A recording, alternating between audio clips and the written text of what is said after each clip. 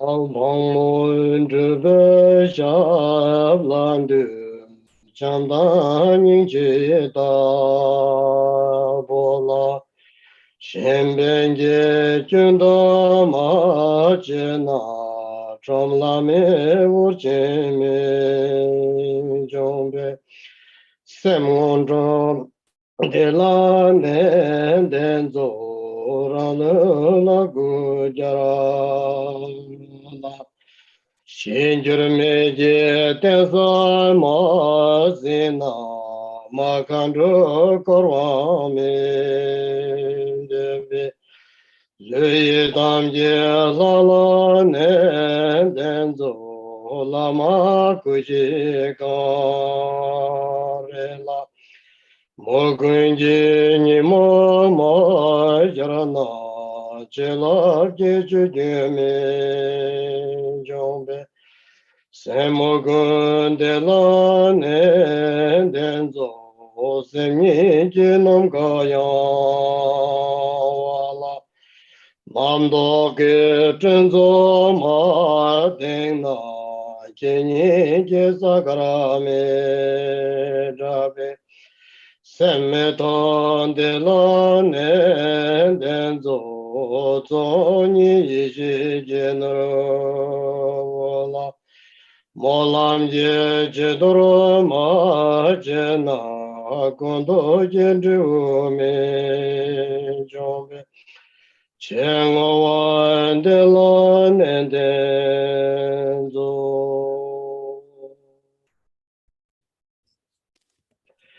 Tabge toje shaje rezo chon shenje me do deje bon jomba serke lombo tabon jikbe gru Shaji Jawu Shamla Janza Lo Shechi Kala Kimbe Jingroji Tuje Wosen Tuje Ling La Bo Jawe Temba Kune Sanzebe Kagyu Rimbo Jela Janza Lo Dorji Chanche Tile Narota Marpa Mela Chuje Kambuba Pomo Juwa Jawan Trigongba Kaju lama nangla chan zala wame choje yingje po chang na tuzum sangye kunje ngo nye rasum chuku ngo su tongze tsawe lame shabla chan zalo kanda chojo tonggen jikden na deshe lama njirwa kansu ta Tengtre damba choje chanpa ne sembran daba tamzen der choje namo hai ke da lu da no che ke trumbum da da mi ye ke na da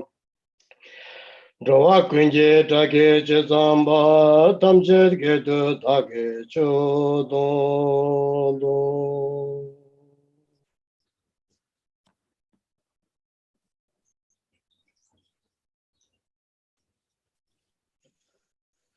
So everybody hear me good? Has to.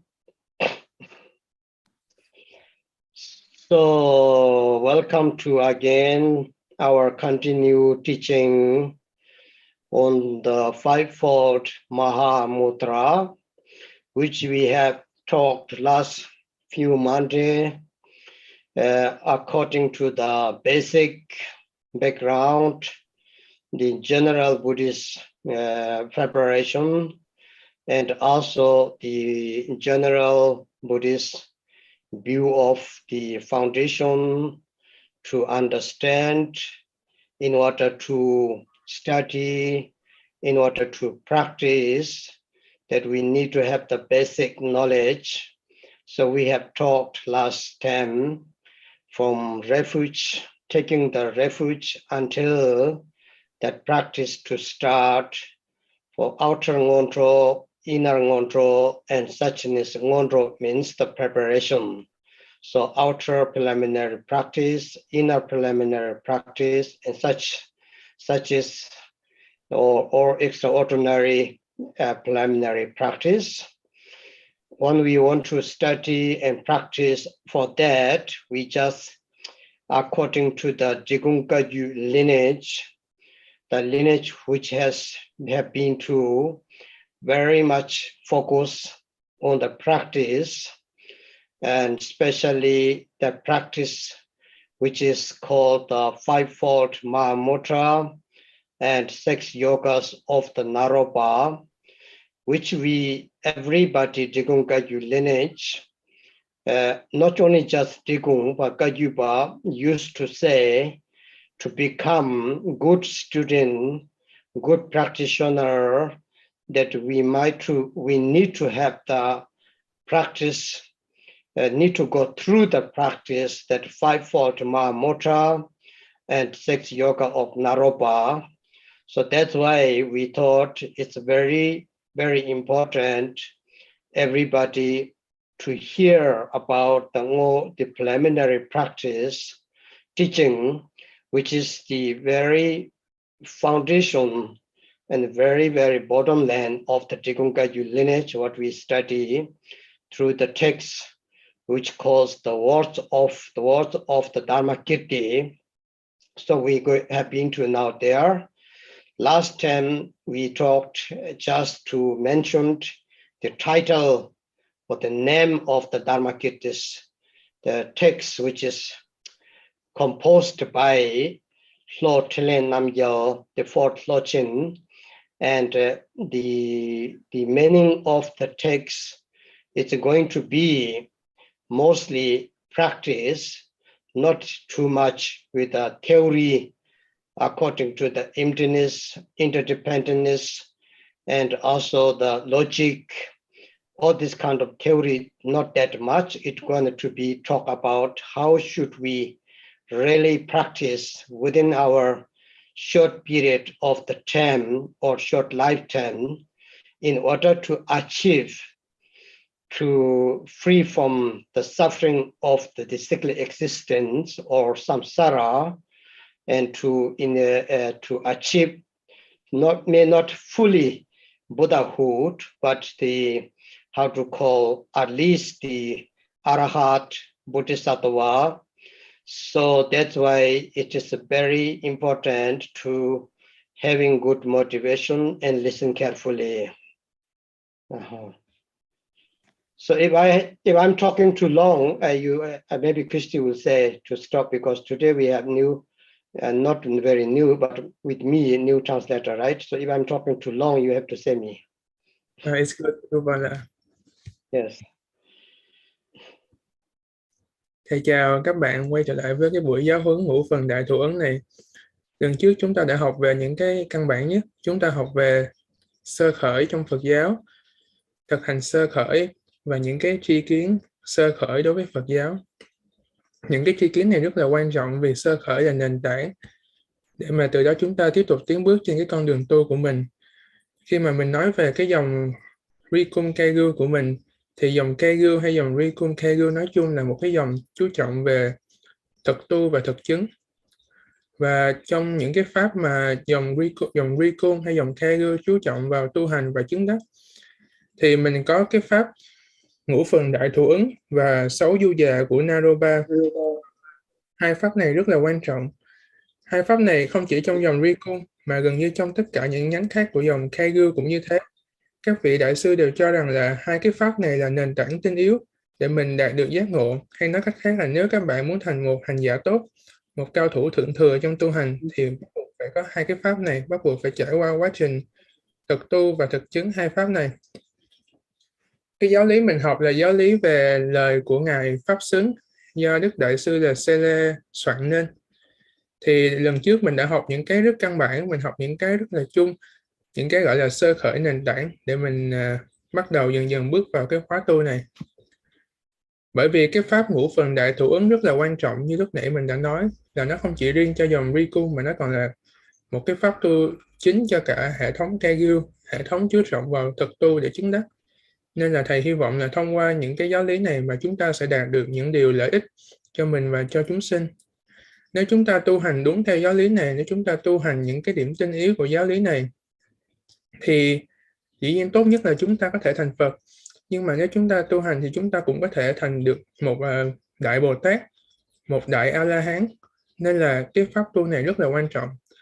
Nó có năng lực rất lớn để chuyển hóa tâm của mình. Nên thầy hy vọng là khi mà chúng ta ngồi lại đây và chúng ta cùng nghe giáo lý này, thì chúng ta hãy phát một cái tâm nguyện thanh tịnh, một cái tâm nguyện rộng lớn, để cho sự tu hành của chúng ta có ý nghĩa và để cho đường tu hành của chúng ta được thành tựu. Đây là những cái phần sơ khởi đầu tiên mà mình nói khi bắt đầu cái buổi thực hành này. So then you see, last time many of you already heard how great was the Dharmakirti, the 23rd, the throne holder of the Drupon lineage. Dharmakirti and his brother, which calls the Konjo Rinche or Konjo Rena. So these two is the now our Drupon lineage, that our true holiness Chetang, who is now living in India and very active with general Buddhists and also for caring whole the world, and particularly of the Drupon lineage. And one is living in Tibet, Holiness Kunsang. This was the true brother. From there began to the Drupon lineage, having the true holiness throne holder. The true holiness used to actually to exchanging. One is passed away, the other will take care, and the other one also will found the next reincarnation. Of course, this time that both holiness is quite similar age, but both are very healthy.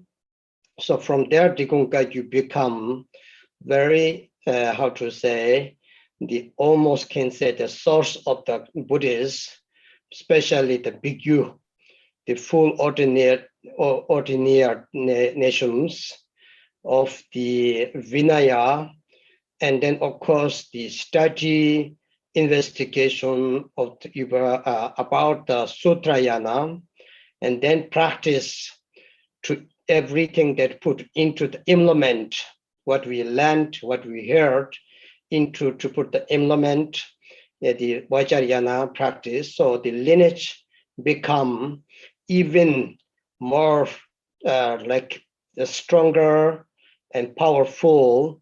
The within true holiness guide our lineage until now. So that is the Dharmakirti is the began that it's very famous, as everybody I told you. In India, the early time Dharmakirti was the Saraha. So Saraha reincarnated into the Tibet. It's called the Dharmakirti. So that's why that we can trust that the text which here composed by his own student, because this is actually directly come from the Dharmakirti. The Dharmakirti is the manifestation of the Yogisaraha. The Yogisaraha was the first ever yogi from India, the 84 Mahasiddhas, the one of the very famous where began the Doha teaching, especially Mahamudra. So that's why it's called the Mahamudra text of from the Dharmakirti we used to say. So that's why it's very essential that we should be very, very happy having this opportunity. Lúc nãy mình còn một ý nữa là cái bài hôm nay mình học là bài về những lời dạy của Ngài Pháp Xứng. Giáo lý này rất là đặc biệt, không phải giáo lý theo dạng về lý luận Phật học. Nó không phải là một giáo lý mà ở đó mình phân tích về tánh không, mình phân tích về 12 duyên khởi, mình phân tích về luận lý logic hay triết học. Mà đây là những giáo lý chỉ thẳng vào đường tu, chỉ thẳng vào cách tu, là chỉ nói về tu hành, chỉ nói về tu và thực đắc thôi. Về Ngài Pháp Xứng thì ở đây con xin chú thích là Pháp Xứng là tên của một vị đại Pháp Sư ở Ấn Độ. Nhưng mà trong cái trường hợp này mình đang nhắc tới là Pháp Xứng của dòng Drupon, có nghĩa là vị này được tôn xưng là Pháp Xứng ở trong dòng Drupon của mình. Vị này chính là Ngài Drupon gọi là Dharmakirti đấy, có nghĩa là Pháp Xứng. Ngài chính là người thủ ngôi thứ 31 của dòng Drupon, chính là Đức Kunsang Rinpoche đời đầu tiên. Và người anh em họ của Ngài là Ngài Konchok Ratna, chính là Đức Kunsang Rinpoche đời đầu tiên. Như vậy giáo lý của mình là từ Đức Kunsang Rinpoche đời đầu tiên. Thì kể về hai vị Kunsang và Kunsang này, hai vị này ngày xưa giống như là một người tiếp dẫn và một người nối tiếp. Ví dụ như vị này tịch thì vị kia sẽ tìm hóa thân của vị này. Sau khi vị kia tịch thì vị này lại tiếp tục tìm hóa thân của vị kia, cứ lần lượt luân phiên như vậy. Tuy nhiên đến tận bây giờ thì hai vị thì tuổi đã ngang bằng nhau rồi, nó không còn như ngày xưa. Nhưng mà cả hai vị đều rất khỏe mạnh, cả hai vị đều rất là một là đại tinh tấn trong tu hành. Cả hai vị không chỉ là từ đời đầu tiên rồi, không phải là chỉ là một người biết về giáo lý hay là chỉ là một người tu thôi, mà các vị đọc thông từ đầu tới cuối tất cả hệ thống của Phật giáo. Trước hết là về luật tạng, các vị giữ trọn vẹn các giới tỳ kheo, không phạm vào các giới nhánh và phụ, cũng như không phạm vào các giới chính, các giới ba la di. Nên các vị là một vị tỳ kheo thanh tịnh, rồi các vị đã học hết tất cả các kinh điển, hiểu hết được các môn sở đắc của chư Phật. Sau đó các vị có thể học được những cái cao thâm, những cái ẩn mật của chư Phật trong Pháp Kim Cang Thừa.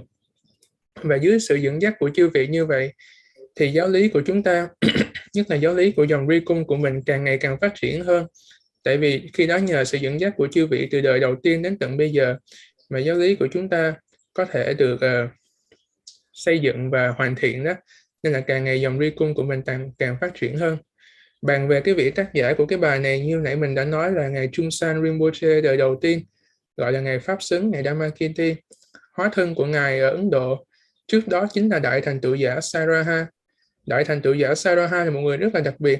Ngài là người đầu tiên trong 84 đại thành tựu giả. Ngài là người đầu tiên trong thế giới loài người tu hành cái pháp đại tụ ấn này và sở đắc giác ngộ. Và cái truyền thống mà hát Doha, hát đạo ca đại thụ ấn đó cũng bắt đầu từ ngài Saraha mà ra. Như vậy ngài Saraha là một người rất đặc biệt. Ngài là người được tôn xưng là đứng đầu trong 84 đại thành tựu giả. Và ngài đã hóa thân vào xứ Tây Tạng, trở thành ngài Pháp Xứng là Kunsang Rinpoche đời đầu tiên. Nên mình mới thấy là cái vị tác giả của cái bài viết này không chỉ có một đời thanh tịnh, mà cả đời quá khứ, đời hiện tại, đời vị lai đều rất là thanh tịnh. Nên chúng ta có thể tin rằng những cái giáo lý chúng ta học hôm nay là giáo lý thanh tịnh, là giáo lý chân chính, sẽ dẫn tới những kết quả chân chính khi tu hành.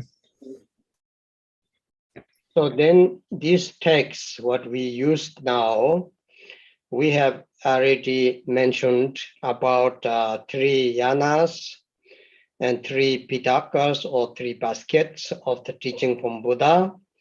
We have talked also that the 4 tantric classes, Kriya Tantra, Charya Tantra, Yoga Tantra, Anuyoga Tantra.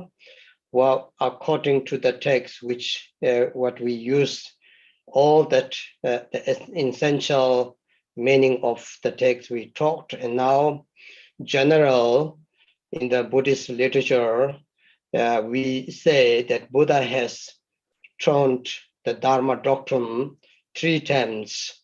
The first time, Buddha gave the teaching, or first doctrine, the will of the doctrine, taught in the Saranada in India, which we call nowadays Varanasi. There he gave the teaching according to the very ordinary view, the very, very general ordinary view, that he didn't mention about emptiness, and he did not mention that selflessness, egolessness, or an even non-existence that Buddha didn't taught. He just explained the 4 noble truths, the truth of the suffering, the truth of the suffering, the origin of the suffering, which is this generally everybody can understand, and everybody know that. And that's why it is the first doctrine was Buddha taught. It seems to be that Buddha has saying everything is existing as according to your own view, according to your own feeling, according to your own experience. He explained everything, what we see, what we feel, and what we know. Buddha did not explain what he realized and what he knows, that what his experience. Rather, Buddha explained the view of the ordinary view that everybody can understand, understandable. So that is the first doctrine the will of the Buddha has given. Secondly, that the will of the doctrine, the will of the Dharma, Buddha taught in the Rajgir, the mountain near the Bodh Gaya. There, Buddha has talked about the view of the emptiness. Something has changed. That beginning, he used to say there is aggregate, the 5 aggregates or 5 skandhas. There is the emotion, there is the sufferings, and there is so everything so easy, understandable. And second thing that Buddha said, something that's changed. He said, you can see it, you can feel it, you can know it, but if you investigate, if you analyze, if you check out thoroughly, then there is nothing is existing. Everything is the interdependence and emptiness. That he talked about the Prajaparamita, the view of the emptiness. Many of them do not understand, didn't get it, why Buddha has now changed the teaching. The beginning was so easy and so understandable. The second thing that he has something changed, because according to the understanding of his own student and his, his people, the people who listen to the teaching from Buddha, his disciples, that Buddha has changed a little bit the subject. Rather, he talked a little bit more about emptiness and statelessness, egolessness, non-existence, or you can say the interdependence, which is very, very, very important, that he used two-man theory or two-man concept. Wisdom and emptiness was the main concept or main theory in that teaching. Then the last one is the Buddha turned to one will of the Dharma, will of the doctrine, which is not very specific place, just talked different place, different area. According to the Buddha nature, there is the, even though there's nothing existing, nothing is the, inherently existing, but you still can accept there is Buddha nature. There is the seed that which can plant and that it will grow, that it will achieve the Buddhahood, which call so Tathagata Garva, and that is the very instant, the essence of the teaching we call is very special, very important to know. According, especially when you want to study the Mahamudra and when you want to learn about the final understanding of the Prajaparamita and Mahamudra, you might need have idea the last will of the doctrine Buddha has taught according to the Buddha nature or Tathagata Garva, how he explained very well without having problems. The first doctrine, will of the doctrine, second will of the doctrine, it does not really against each other, but it has the interconnected. But if you look directly on the word, it seems to be contradictory, but it is not. So that's why these three, the doctrines of the Buddha, the will of the doctrine of Buddha, is included within our teaching, the Fivefold Mahamudra, because Lord Jigten Sumgon said that Buddha has given these three will of the doctrines taught according to the understanding of his student and his disciple, not that Buddha changed himself, because he see that now they need that teaching, now they need this kind of teaching. That's why he changed a little bit like a different way. So these three doctrines of the Lord Buddha is included with the Fivefold Mahamudra teaching. So you may will different understanding, even same Lama, same term, same text to use, but the students and listeners get different understanding, different little bit different, how to say, realization within that. Because Jigte Sumgon also said, I talked only one word, but my students have got different meaning. So this is up to our ability and our capacity. So that's why the text will explain thoroughly, very easily how to practice, but you may not get different view or different understanding.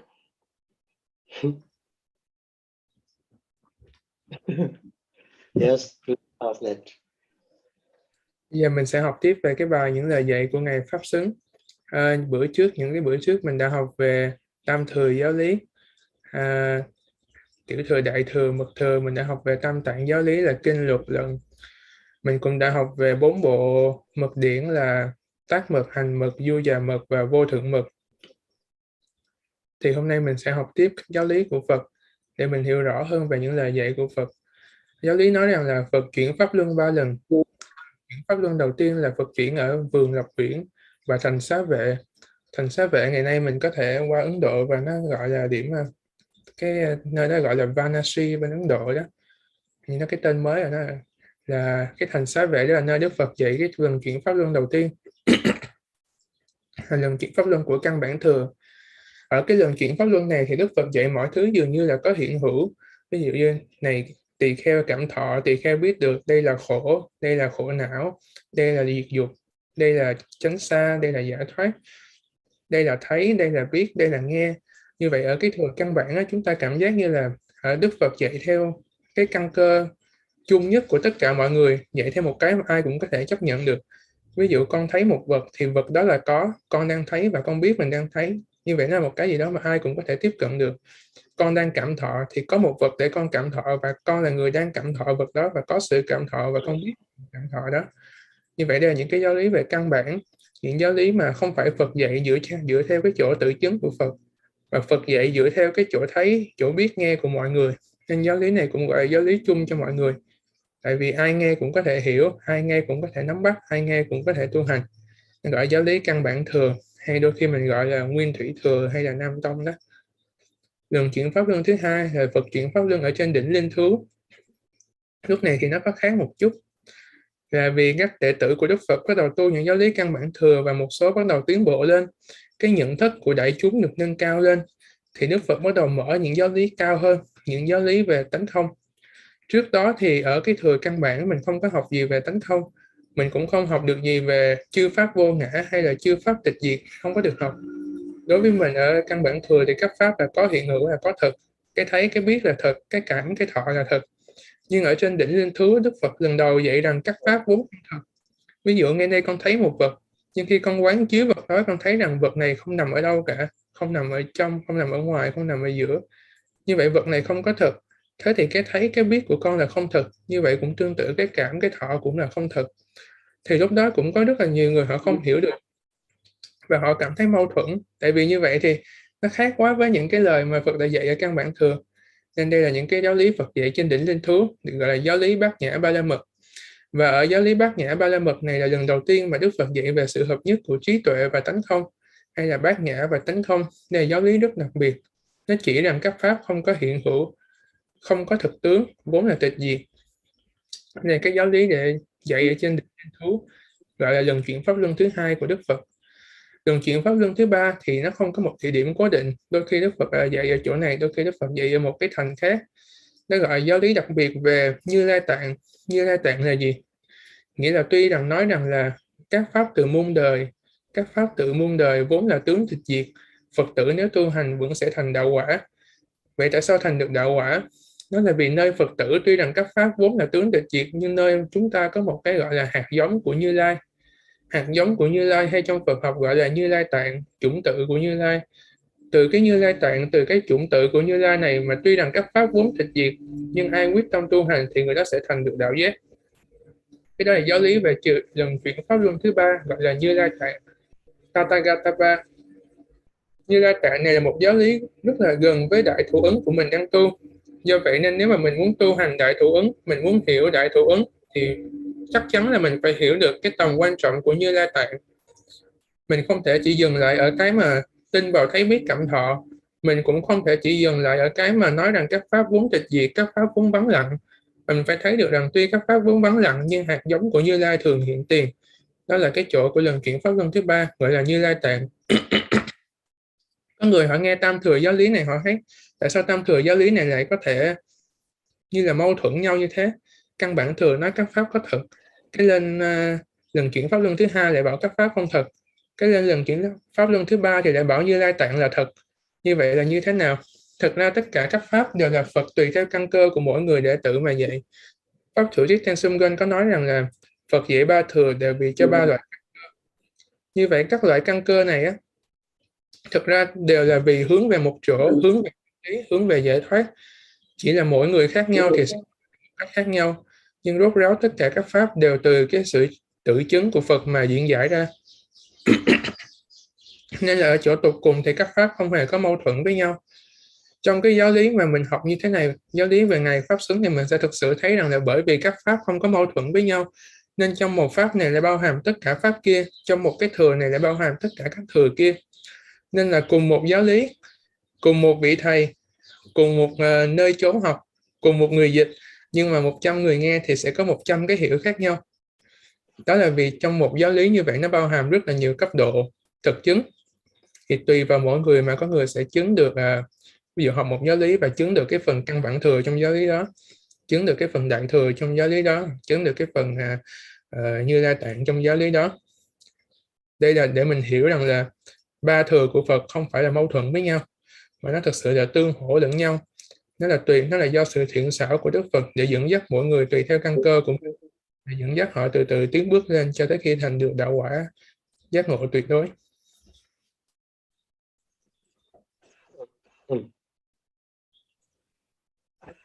So then you see, according to this teaching in the Buddhist general, especially when you want to come to the practice, it's very important to have the three root.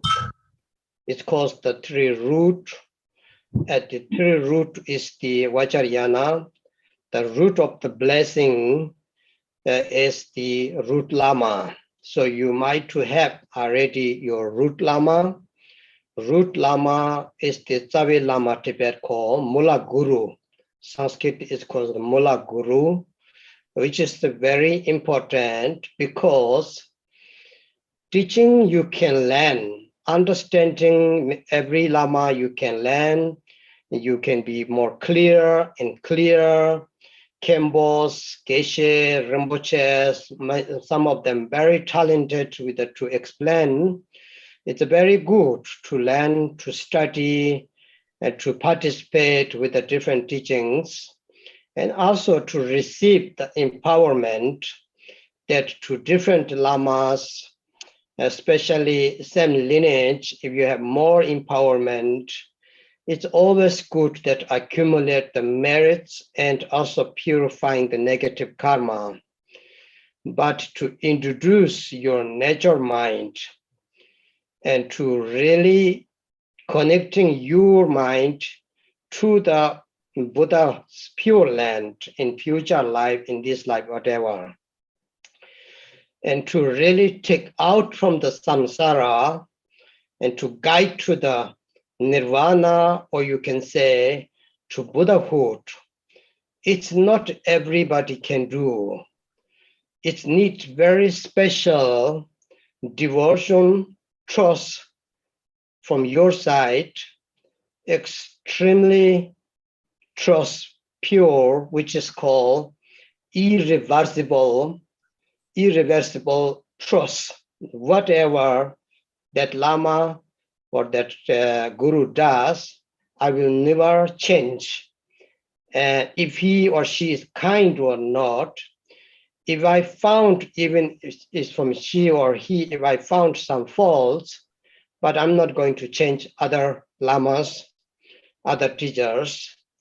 It's called the non-created devotion. The devotion was not created by your seeing that he or she is good speaker, good talking, or good looking, whatever, but it's come from the nature from your side. Chomin ke deba.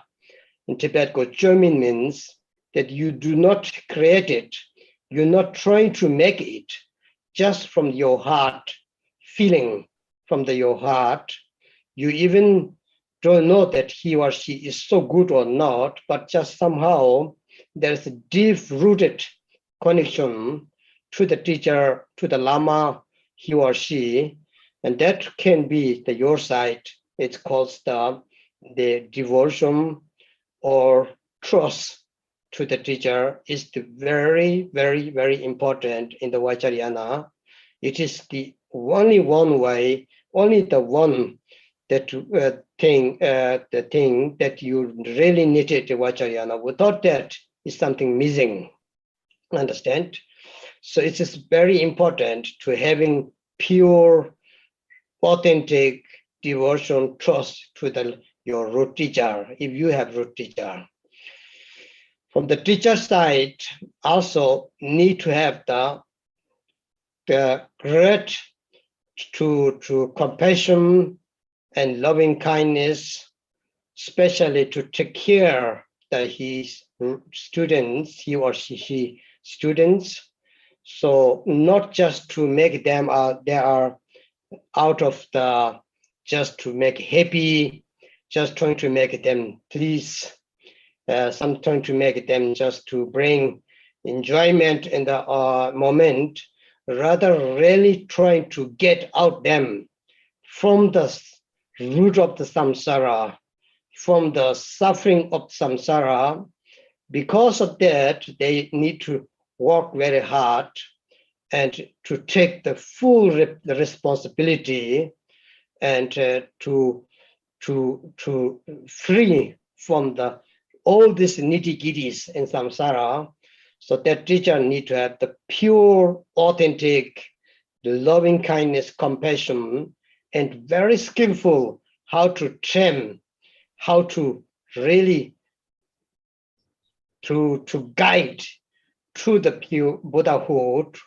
That kind of calls the Jiva Tibet, which means such a kind of the affection that really to get your student. That calls the root of the blessing is the root of the Lama. So the first one, we need that according to that. So here today our text, the Gungaju lineage, if you have already your root teacher, it's very clear for you. No doubt, no hesitation, no more need to ask other Lama, can he or she can be my root teacher or not. You always, if you have the question and asking, you are not clear still. But but somehow it's become completely, there is no question, no hesitation. Then you are good student. You have founded somebody that really you can trust. So that is the today here our lineage. For everyone you can have your root teacher, of course, but here it's called Lama is the Lord Jigten Sumgo Renashiri, the founder of the Digongkaju lineage. It is the Mula Guru, Om Ah Hong Namong Guru Benjadik Terelot another Renashiri Mula. So the Shir Mula means the root teacher, the root Lama is the founder of the lineage Digongkaju is the Lord Renashiri.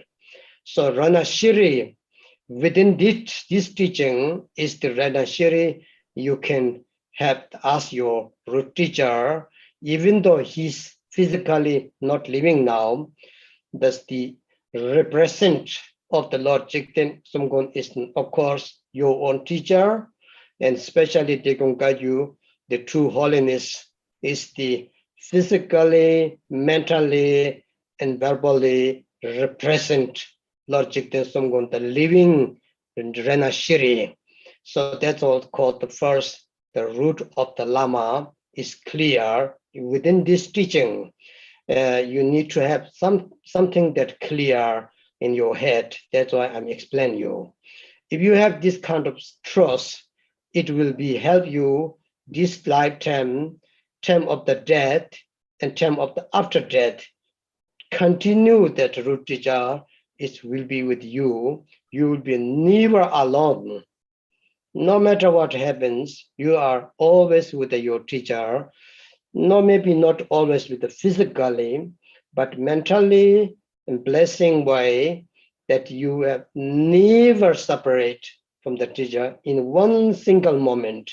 It's become really once within once. Its mind is your mind, the root teacher's mind become really one. In that moment, you have achieved the very good, how to say, stage of the devotion, the guru devotion it's called. So that's why the first one, think about if you, or how to say, so in this teaching, the Renashiri will be very, very important. Hopefully everybody knows that about the Lord Renashiri.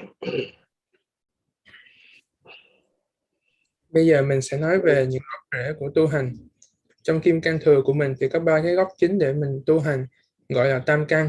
Tam căn là bổn sư, bổn tôn và đa kỳ ni. Bổn sư được gọi là gốc rễ của gia lực hay gọi là hồng ân căn, có nghĩa là gốc rễ của gia lực và hồng ân để mình tu hành. Bổn sư trong tiếng Sanskrit nó là Mula Guru, và trong tiếng Tây Tạng thì là Sawe Lama. Dĩ nhiên trong tiếng Việt, tiếng Hán mình thì đôi khi gọi là đạo sư gốc đó. Tiếng Hán thì mình gọi là bổn sư. Dĩ nhiên trước hết là về đạo sư. Đạo sư là nói chung thì có rất là nhiều đạo sư để chúng ta học pháp. Ví dụ ngoài kia chúng ta có rất là nhiều các vị Khenpo, các vị Rinpoche, các vị Yeshe, và cái sức học, các sức hiểu về pháp của các vị đó, cái sức giảng về pháp của các vị đó rất là mạnh. Các vị đó có thể giảng cho chúng ta rất là nhiều giáo lý, và chúng ta có thể nghe và chúng ta hiểu rất là nhiều về pháp Phật. Chúng ta có thể hiểu từ những điểm cơ bản nhất của căn bản thừa cho tới những điểm vi tế nhất của một thừa. Nhưng mà nếu chúng ta muốn có một vị để mà chỉ thẳng cho chúng ta thấy cái chân tâm của mình, để chỉ cho chúng ta biết cái Phật nơi mình, để chỉ cho chúng ta cái thành tựu Phật quốc thanh tịnh trong đời tương lai, chúng ta muốn một người chỉ thẳng cho chúng ta chân yếu đó, thì chúng ta cần một vị đạo sư đặc biệt. Đạo sư đặc biệt đó là gì? Đó chính là đạo sư gốc, hay là Sawe Lama, hay là Mula Guru, hay là bổn sư.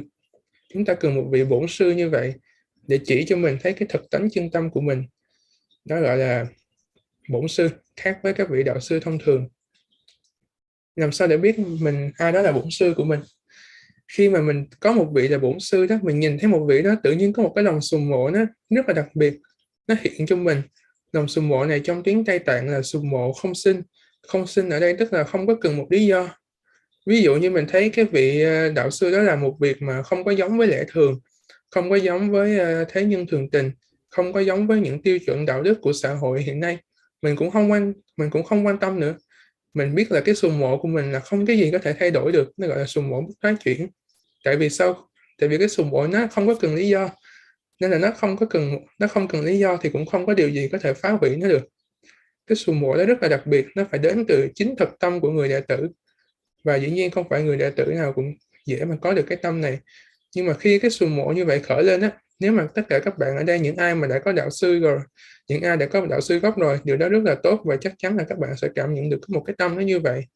Có một cái tâm mà không phải là mình sùng mộ một đạo sư vì vị này giảng pháp hay quá, hay là mình sùng mộ đạo sư vì vị này ngồi thiền giỏi quá, hay là mình sùng mộ đạo sư vì vị này học rộng quá. Và mình sùng mộ đơn giản chỉ vì mình sùng mộ thôi. Một cái sùng mộ, một cái tính tâm từ người đệ tử nó khởi lên mà không cần bất kỳ một cái lý do nào, hay gọi là trong tiếng Tạng là sùng mộ vô sinh. Cái đó chính là cái tâm sùng mộ của một người đệ tử đối với một vị bổn sư của mình. Và nhờ cái tâm sùng mộ đó mà gia lực sẽ thực sự được thâm nhập vào người đệ tử, khiến người đệ tử chứng ngộ được tự tánh chân tâm của mình, cũng như là thành tựu được Phật quốc trong đời tương lai. Khi mà mình nói về hai bên ha, mình nói về bổn sư và đệ tử, thì đệ tử cần phải có tính tâm và sùng mộ. Cái tính tâm và sùng mộ này phải thật là sâu sắc, phải thật là mạnh mẽ, và đặc biệt nó phải là thuộc dạng là bất thoái chuyển, tức là không có gì để lùi nó được, không có gì phá hủy nó được. Đó là tính tâm mà người đệ tử cần phải có. Vậy còn phía đạo sư thì như thế nào? Một vị đạo sư trước hết là phải có lực đại bi, lực đại từ đại bi đối với người đệ tử.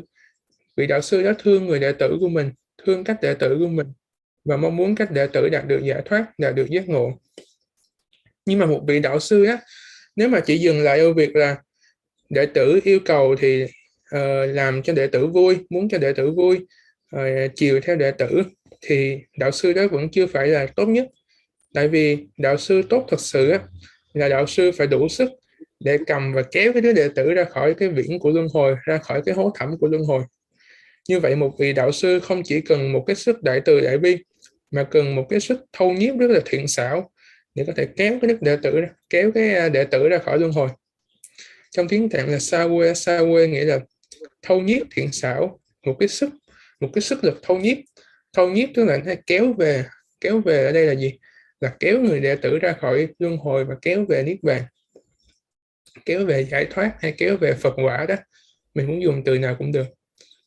Như vậy là về cái phía về phía đệ tử đó thì phải có tính tâm mãnh liệt, và về phía đạo sư thì phải có sức đại bi và sức thiện xảo thâu nhiếp để kéo người đệ tử ra khỏi luân hồi. Và khi mà mình nói về ai là đạo sư gốc của mình á, thì cái đó chính mình sẽ biết. Mình gặp một người mà mình cảm thấy cái sùng mộ rất là sâu sắc, mà mình thực sự lúc đó mình chưa biết được vị đó phỏng hoạt như thế nào, thậm chí có thể mình chưa biết vị đó tên là gì, tái sinh từ đâu, mà giảng pháp ra sao, nhưng mà chỉ cần thấy vị đó thôi là mình đã có một cái cảm nhận sùng mộ rất là sâu sắc.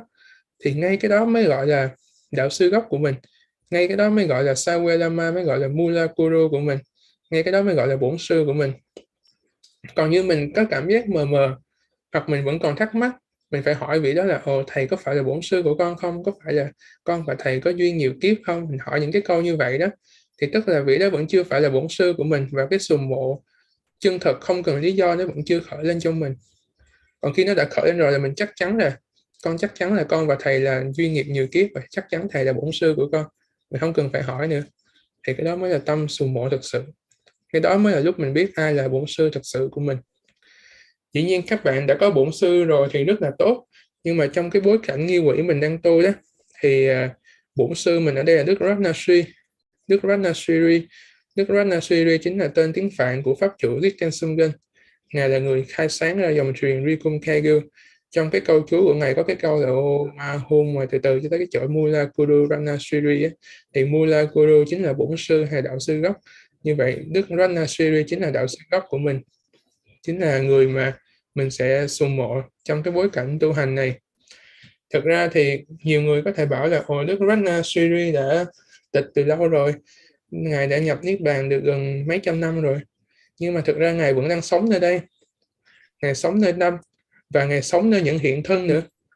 Hiện thân của Ngài là ai? Hiện thân của Ngài chính là sư tổ Cheksan, sư tổ Trung San và bổn sư của các bạn. Những cái vị ấy chính là hiện thân của Ngài Ratnasri. Nên mình đừng nghĩ rằng Ngài Ratnasri đã tịch về tâm. Thứ nhất là tâm không thể tịch. Mình cũng đừng nghĩ rằng thân của Ngài đã tịch, thân của Ngài không tịch, thân của Ngài hóa hiện ra các vị sư tổ và hóa hiện ra đức bổn sư của mình. Và khi mà các bạn có sùng mộ sâu sắc với một vị bổn sư đó, thì các bạn sẽ thực sự cảm nhận được rằng là tâm của mình với tâm vị đó không tách ra được nhau. Nó rất là kỳ lạ, mình cảm giác là không tách ra được, và không chỉ là không tách ra trong lúc thức, mà ngay cả lúc ngủ và thậm chí lúc chết, lúc vào dung ấm, mình thấy rất là rõ là không tách ra được. Nếu mà mình tu cho tới được cái cảnh giới đó thì thực sự là mình là một hảo đệ tử giỏi. Sùng mộ của mình là sùng mộ chân chính, sùng mộ thượng thừa. Mình tu được như vậy thì tâm mình không tách rời khỏi đạo sư, và cái tâm đã không tách rời khỏi đạo sư rồi thì biển gia lực sẽ tuôn đổ, và biển hồng ân sẽ thâm nhập, và mình sẽ chống được thành tựu. Như vậy ở đây cái dòng được hiểu về đạo sư gốc, mình hiểu về bổn sư gốc là ai, là mình hiểu về bổn sư gốc trong bối cảnh của cái pháp là ngài tổ sư Ratnasri hay là pháp chủ Lichtenstein của mình.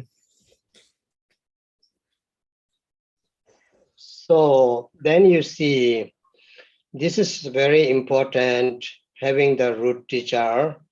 If you do not have now, but do not be worried, but it's good to have it.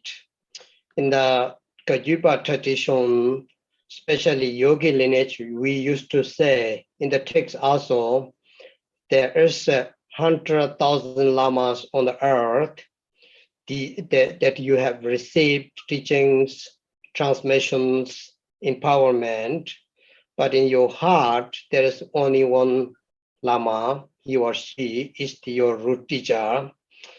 to founding the root teacher is not that very easy, because nobody will say, I am your root teacher. You may not also recognize who is my root teacher. So it's not very easy, but anyway, that sometimes we feel through in our heart, sometimes that you meet the teacher, hear the teaching, and that comes to your heart, say, that is my root teacher. Now finally I have found it. If you have kind of that feeling, it has Milarepa, Guru Yoga, you know, in the Milarepa's Guru Yoga, he explained there is 3 ways to found root teacher. The first one is called the karmic root teacher, which is the karma connection. The karmic root teacher, Legi Lama.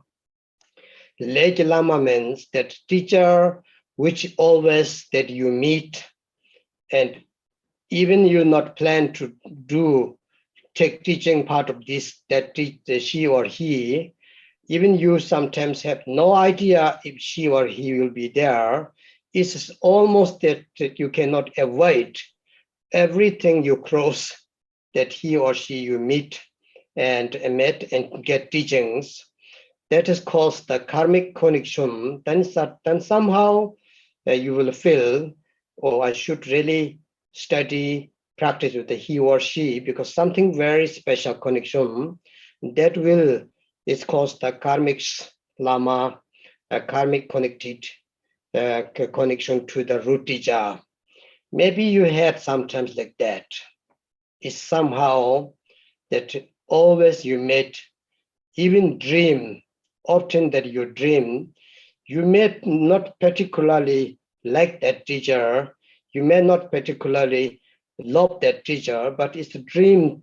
Often even you're dreaming, your dream comes and he or she giving you teaching, and that's called the karmic connected Legi Lama. Tibet name is karmic Lama. That can be one of the founding the root teacher. Because if you're going to ask the Lama, do you think he or she is my root teacher or not? Nobody can answer you. That is no way. The second thing is the lifetimes Lama is called, that life to in life, your previous life, you before the previous life, many lifetimes have been the Lama, and this lifetime, before that you meet that teacher, just to hearing the name, just to seeing the photo or picture, even nobody introduce you who is he or she, but you will feel extremely grow from the heart, really very touched, very moved. And it's somehow that really opens to you. You may even don't know he or she, but just to hearing the name, for example, Milarepa, when he heard the name of Marpa, so he does not know how looks like Marpa and how great is Marpa and who he is. There's no idea, but just to hearing the name of Marpa, he said, my heart was really opened, blooming, and I have no way to stop to not go to meet him. I have no hesitation, no doubt that he will not become my root teacher. So 제 로진님 바 양내고 체토왔담기 대바지 콘차럽기 라마 임바르네. From the very far away, I just hearing the name of that translator, the Marpa, that Marpa is called translator, right? Just my heart is exploring. He said, my heart is explored, really. I cannot just even how to call to stay back. There is no there is no way to stop. And he also said, I'm 100% sure that he was my previous Lama, my previous lifetime Lama. Cherabji Lama. Cherab means previous lifetime, many lifetimes Lama. If you have such feeling, no matter that Lama is holiness, eminence, or just for yogi, you have very special, because chance is not so much to get enlightenment or to understanding of the nature mind. The chance is less. Hearing we can lots, text reading is lots, but really chance is not so much. That's why the second way to found root teacher, if you have such kind of feeling, if you such kind of just to hearing the seeing the picture, that will be very good. It's called the lifetime's Lama, the previous lifetime. The last one is the very important. Last one is very important. I don't know many people can have that or not. Normally during the initiation, the big empowerment, for example, the Chakasambhara empowerment, Hawachar empowerment, Vajavarahi empowerment. When the fourth initiation comes, the word, initiation of the word, when he or she explained, that moment you feel, I knew it. Somehow that you become so familiar that for you it's like that reminding something that you already knowing it. Understand?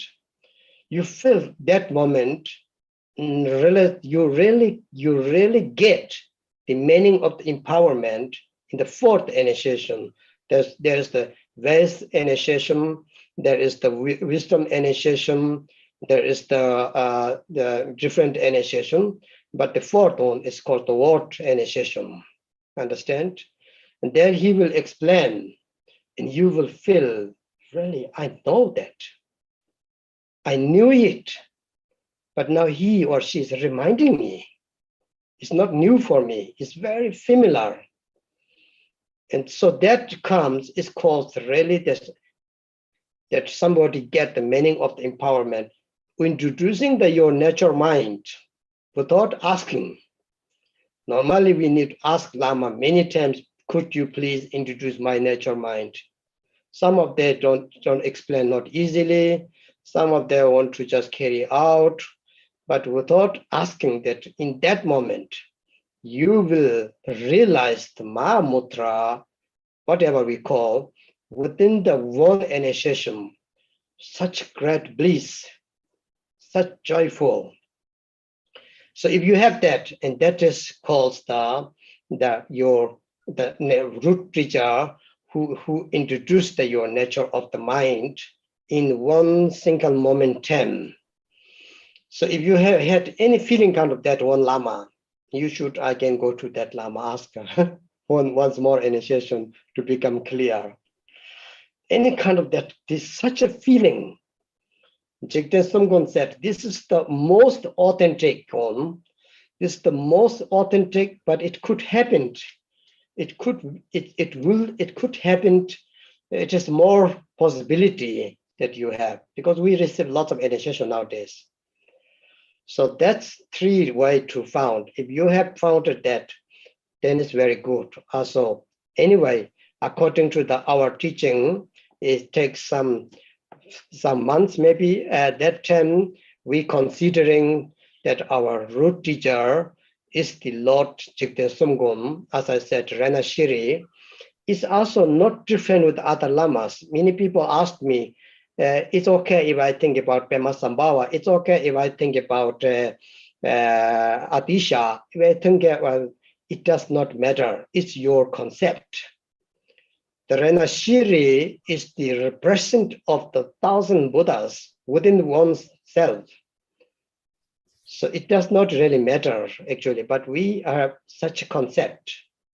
We separate the Buddhas, lamas, they are not separated. They are interconnected and united, but we try to make them to separate them. That is our concept. Actually, a little bit stupid. So that's why the first one, the root lama. Okay. Vậy nên nếu chúng ta tu hành mà chúng ta có được một đạo sư gốc, một đức bổn sư để cho mình nương tựa, thật sự là quá tuyệt vời, thật sự điều đó là quá thù thắng. Nhưng mà nếu giả sử bây giờ các bạn chưa tìm được bổn sư của mình thì cũng không có gì phải lo lắng cả. Hãy cứ từ từ thôi. Ở đây thì mình có thể thấy mình có thể xem bổn sư chính là Đức Pháp Chủ Ratnasri, Đức Jigten Sumgon. Mình có về bổn sư hay đạo sư gốc, mình có 3 dạng bổn sư và đạo sư gốc. Đầu tiên là bổn sư duy nghiệp, bổn sư định nghiệp, hay còn gọi là Red Lama. Có nghĩa là vị này mình đã gieo một cái nghiệp sâu với vị đó trong quá khứ. Nghiệp ở đây tức là kết nối đó, chứ không phải là nghiệp xấu. Nghiệp ở đây có nghĩa là kết nối cái duyên đó. Mình đã gieo một cái duyên rất là sâu với vị đó trong quá khứ. Nên đời này mình cứ ngồi chơi, mình chả cần, mình thậm chí mình không muốn đi học pháp nữa, mà tự nhiên lạ lắm, bỗng nhiên mình gặp vị đó. Hoặc là dụ như mình không có tính đi nghe pháp, mà tối ngủ mình nằm mơ mình thấy vị đó giảng pháp cho mình. Hoặc là mình cảm giác là mình không có sùng mộ vị này lắm, nhưng mà mình đi nghe pháp, mình đi dự các pháp hội thì kỳ lạ là mấy pháp hội mình dự đều là pháp hội do vị này chủ trì không à. Còn mấy pháp hội vị khác thì mình ít duyên. Thì cái duyên như vậy mình thấy sao kỳ ha, mình cứ gặp vị này hoài, mặc dù có thể là sùng mộ của mình không nhiều đối với vị đó, mình cứ gặp hoài, đi dự pháp hội cũng gặp, mà nằm mơ cũng gặp. Thì như vậy gọi là duyên nghiệp, hay gọi là định nghiệp. Nó giống một dạng như là định phận á, nghĩa là trước sau gì trong đời này cũng phải gặp vị đó và nghe giáo pháp từ vị đó mà thôi, gọi là định nghiệp hay là duyên nghiệp, định phận. Tiếng Tạng là Red Lama. Đây là Lama mình đã kết một cái duyên rất sâu trong quá khứ, nên đời này giống như là chạy không khỏi á, là mình chắc chắn là sẽ gặp cái vị Lama đó. Đây gọi là bổn sư duyên của mình. Bổn sư thứ hai gọi là bổn sư đời đời kiếp kiếp, gọi là Serup Lama.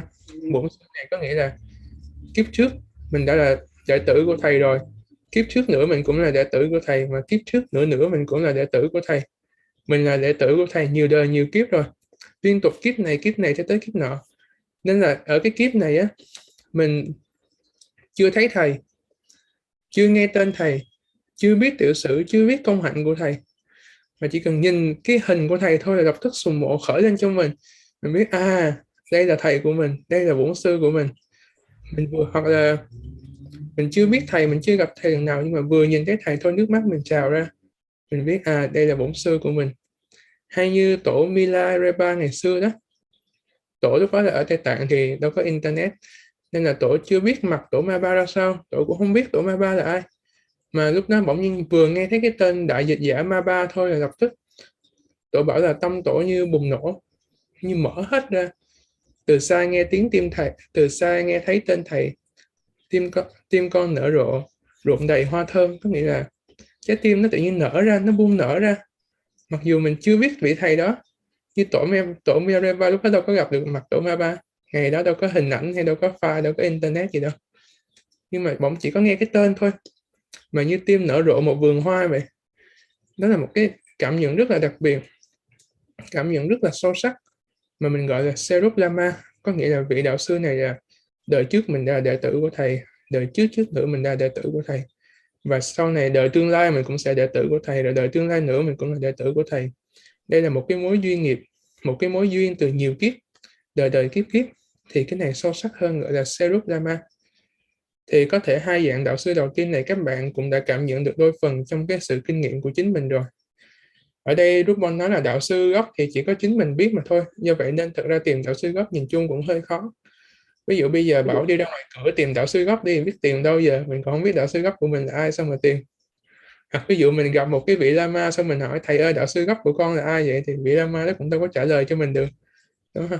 Nên là tìm đạo sư gốc nhìn chung là khó. Như trong dòng Kagyu có cái câu là bên ngoài con nhận quán đỉnh, con nhận khẩu truyền, con nhận giáo lý từ 100.000 đạo sư, nhưng trong tim con chỉ có thầy mà thôi. Như vậy đạo sư gốc là một cái mối quan hệ, một cái mối liên kết rất là sâu sắc, mà muốn tìm thì cũng thực ra không phải là dễ. Như vậy mình đã nói về hai loại đạo sư gốc đầu tiên là đạo sư gốc duyên nghiệp và đạo sư gốc đời đời kiếp kiếp. Và đạo sư gốc thứ ba thì thầy không biết là trong các bạn nhiều người đã cảm nhận được chưa, nhưng mà trong một buổi quán định á, mình có 3 quán định: quán định bình, quán định bí mật, quán định trí tuệ và quán định khai thị. Cái quán định khai thị thứ tư á, là quán định mà vị đạo sư chỉ thẳng cho mình cái đại thủ ấn. Thì khi mà mình nhận được cái đại thủ ấn này, mình nhận được cái vị sự trao truyền này, mình bỗng nhiên cảm giác trong mình một cảm giác rất là chân thật, một cảm giác rất là sơ nguyên. Mình thực sự mình thấy là cái này không có gì mới, hóa ra Phật Pháp không có gì mới, Phật Pháp không có gì thêm, mà nó vốn sẵn rồi. Thầy chỉ lại cho mình cái mình đã vốn sẵn thôi. Nó như là bể dâu sực tỉnh giang hà đó, còn sơ nguyên mộng. Mình thấy là này rất là sơ nguyên, hóa ra nó vốn sẵn rồi, chưa hề mất đi, thầy chỉ cho mình thôi. Lúc đó mình cảm nhận rất là thật, một cái cảm nhận rất là thật, mình thấy đây mới thật sự là quán đỉnh nè, bây giờ quán đỉnh đã viên mãn rồi nè, bây giờ đã xong đạo pháp rồi nè, bây giờ chuyện lớn đã xong. Một cái cảm nhận rất là thật, mà nó cũng không phải là cái gì mới, không phải là đạo sư ban cho mình một cái thần lực mới, một cái thần thông mới, mà đạo sư chỉ ra cho mình cái vốn muôn đời nơi mình, cái vốn sơ nguyên nơi mình. Cái cảm nhận đó rất là thật, rất là chân chánh và rất là kỳ diệu. Nó nằm ở trong quán định thứ tư, tức là quán định khai thị, quán định chỉ thẳng chân tâm đại thủ ấn. Chỗ Đức Nhà xung quanh có nói cái chỗ này là cực chân chánh, cực chân thật, nó là cái chỗ tinh túy của mọi quán định. Nên mình mà nhận được cái chỗ này là mình mới thật sự thấy được cái đường tu của mình là chân chánh, cái quán định của mình là chân chánh, cái con đường của mình là chân chánh, và cái tâm của mình là Phật chân chánh. Cái chỗ đó rất là đặc biệt, thầy không biết nhiều người trong các bạn đã nhận được chưa. Nhưng mà khi mà nhận được cái chỗ đó, nếu mà có một vị đạo sư mà chỉ ra cho các bạn được cái chỗ đó, thì thầy khuyên các bạn là nên bám lấy áo vị đạo sư đó đi theo hoài hoài luôn, để vị đạo sư đó dạy cho mình, để vị đạo sư đó chỉ ra cho mình, cho tới khi mình triệt ngộ hoàn toàn cái chân tâm tự tánh của mình. Nếu mà thật sự các bạn có một vị đạo sư như vậy á, một vị đạo sư mà các bạn giữ quán đỉnh, rồi quán đỉnh thứ tư vị đó chỉ cho các bạn chân tâm sơ nguyên của mình đấy, thì các bạn nên bám lấy vị đạo sư đó hoài luôn, cho tới khi mình ngộ được chân tâm tự tánh của mình toàn triệt thì thôi. Vì cái đó là cái dạng đạo sư đặc biệt nhất đó, cái dạng thù thắng nhất trong ba dạng, là vị đạo sư chỉ ra cho mình chân tâm tự tánh. Nhưng mà ở đây mình giới thiệu chung thôi, còn ví dụ như mình tu trong cái bối cảnh này thì mình quy ước với nhau là đạo sư ở đây là Đức Ratnasri. Thì cũng có nhiều người hỏi thầy, họ bảo là bây giờ con không nghĩ là Ratnasri mà con nghĩ là Đức Padmasambhava, Đức Liên Hoa Sinh được không? Hay con nghĩ là Đức Atisha, Đức Adesha được không? Tại con thấy con hợp với mấy vị đó hơn. Thì thực ra cái đó là do khái niệm của mình thôi. Các vị đạo sư thì không có tách biệt với nhau. Nơi chân tâm giác ngộ thì không có tách biệt. Không phải là cái cục chân tâm bên này thì là đạo sư A, rồi cái cục chân tâm ở trên là đạo sư B, rồi cái cục chân tâm bên phải là cái đạo sư C. Chân tâm thì nó không có phân biệt. Tự mình phân biệt ra thôi, mình bảo bên này là Đức Ritten Sungen, bên kia là Đức Padmasambhava, bên kia là Đức Adesha, là do tự mình phân biệt thôi. Chứ tự thân các vị thì không hề có phân biệt. Tự thân các đạo sư vốn là một, chân tâm các vị vốn là một. Nên là thực ra các bạn, mặc dù mình quy ước ở đây thì mình nói là Đức Ratnasri là đạo sư trong cái bối cảnh này, nhưng mà các bạn có thể nghĩ đây là Đức Padmasambhava, Đức Atisha, tùy theo cái khuynh hướng duyên nghiệp của mình đấy. So that is about the root Lama in order to study the fivefold Mahamudra. According to here, as I mentioned now, the lineage founder of the Digungkagyu is now more than 800 years ago. So the Renashiri, as I taught here, will be the very important. And then second one is the root of the cities, attainment, that we all wish to have the city. We looking for it, we wishing it, we have expectation through the practice that to some special signs show up. Of course, there's many different practice, and we wish to have some sort of like a outcome through the practice. So siddhi is the Tibetan called ngoduk. So siddhi can be very different way. Of course, the uncommon siddhi is the to generating bodhicitta and realization of the emptiness and bodhicitta, transformation of our mind from negativities to the positivities mind. That will be of course the uncommon siddhi, finally to reach, achieve the Buddhahood or enlightenment. But common siddhi, that in this during the practice, that Yidam meditation deities support you in either your dream or your vision or your in samadhi meditation. There's some sort of signs that show up to you positive way, that we wish, everybody wish that too, I think so, siddhi. And that if this comes, you will be very happy and very pleased to see that really, it's really that we wished, isn't that? And city is also that life goes easy.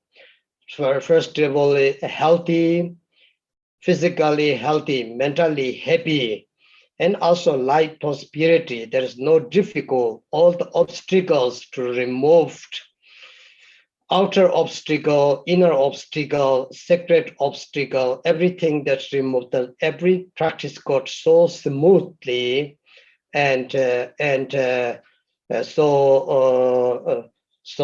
that you wish to fulfill through the practice. It's called the ngotuk, means the city. So there's always you get support, always you get your how to say, wish to fulfill through the Dharma practice. One's very authentic doing.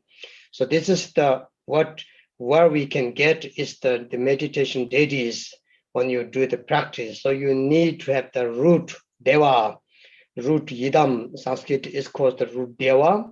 So here, according to our fivefold Mahamudra teaching, Chacha Chempo Nganden, the great fivefold Mahamudra teaching, the root yidam, the root deity, will be the Chakra East Chakra.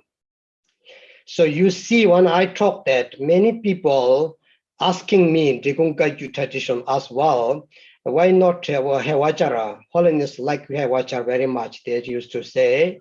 Why not Yamantaka? Garsharamboche say Yamantaka very important. People keep asking, they separating again also Yidams, unfortunately.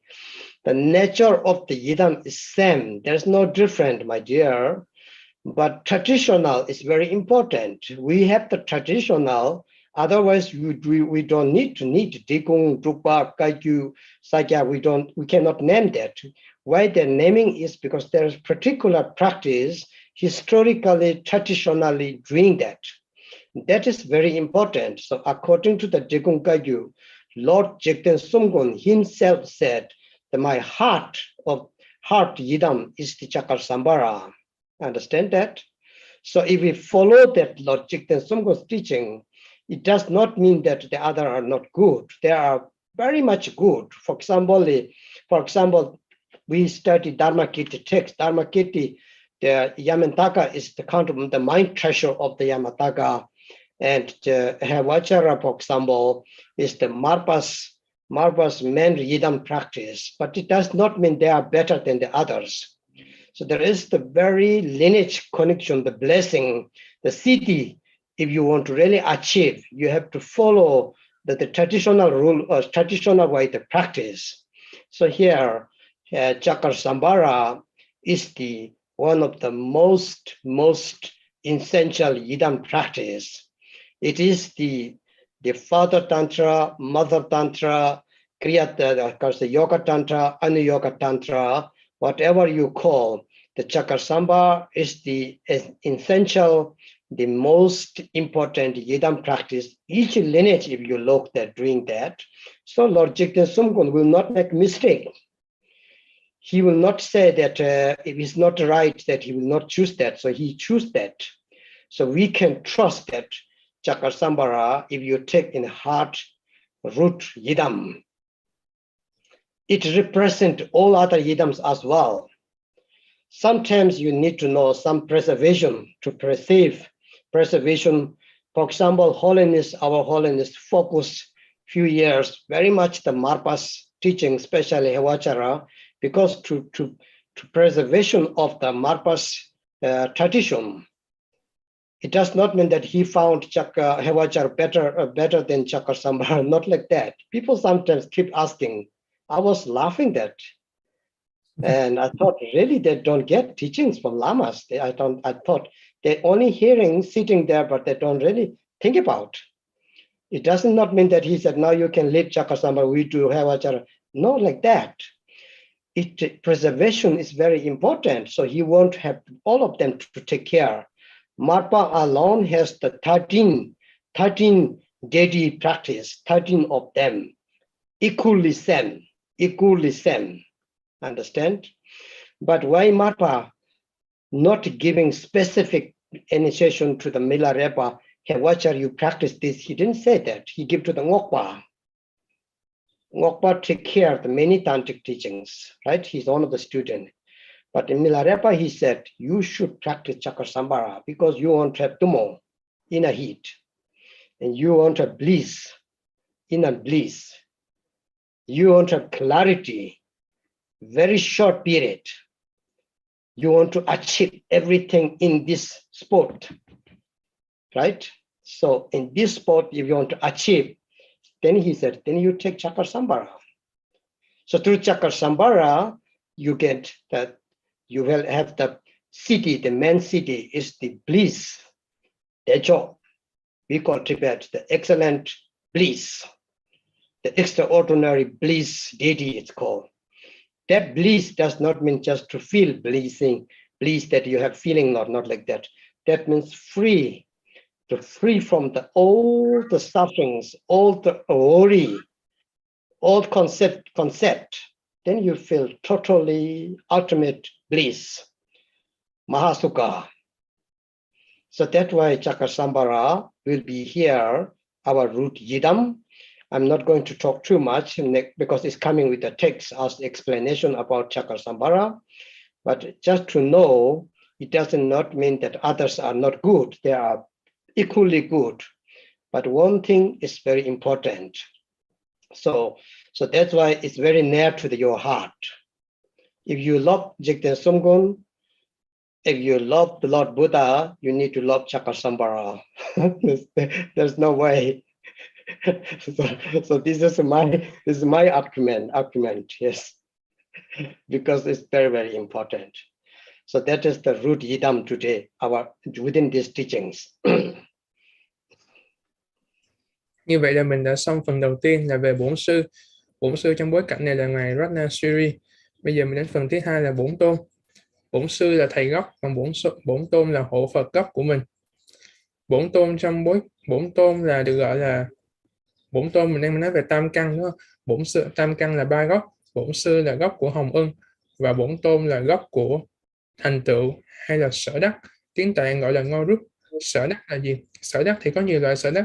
Thứ nhất là sở đắc bất cộng. Sở đắc bất cộng tức là cái sở đắc cao nhất, mấy cái sở đắc khác không có đứng chung hàng với nó được nên gọi là bất cộng.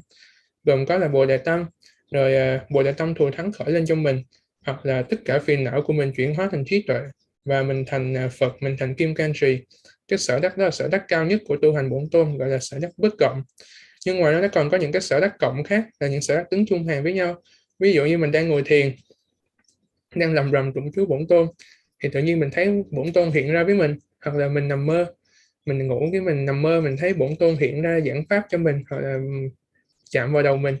Những cái đó là sở đắc cộng, tức là những sở đắc tương đối. Dĩ nhiên tất cả chúng ta tu hành đều muốn có sở đắc, đúng không? Như chúng ta có thể nói là vô tu vô đắc, nhưng mà chúng ta tu thì đều muốn có sở đắc. Chúng ta tu để muốn đạt được một cái gì đó qua cái đường tu của mình, chứ không lẽ mình tu mà cuối cùng mình không đạt được gì hết thì nó uổng quá. Thì sở đắc là những cái mà mình đạt được nhờ tu hành trong mật thừa, nó gọi là ngô rút hay là Siddhi hay là thành tựu. Thì thành tựu cũng có nhiều loại. Ví dụ trong đời sống của mình thấy là tự nhiên mình tu hành cái thân mình nó được bớt bệnh tật đi, đời sống của mình nó cũng tự nhiên được an lạc, ít bị chướng ngại, làm gì cũng thấy dễ dàng, cũng được quý nhân giúp đỡ, được thiện duyên trợ lực. Rồi mình thấy là sức khỏe mình tiến bộ hơn ngày xưa, tâm mình vui vẻ hơn, mọi thứ bình hòa hơn. Tất cả là những cái sở đắc cộng, những cái sở đắc của tu hành bổn tôn.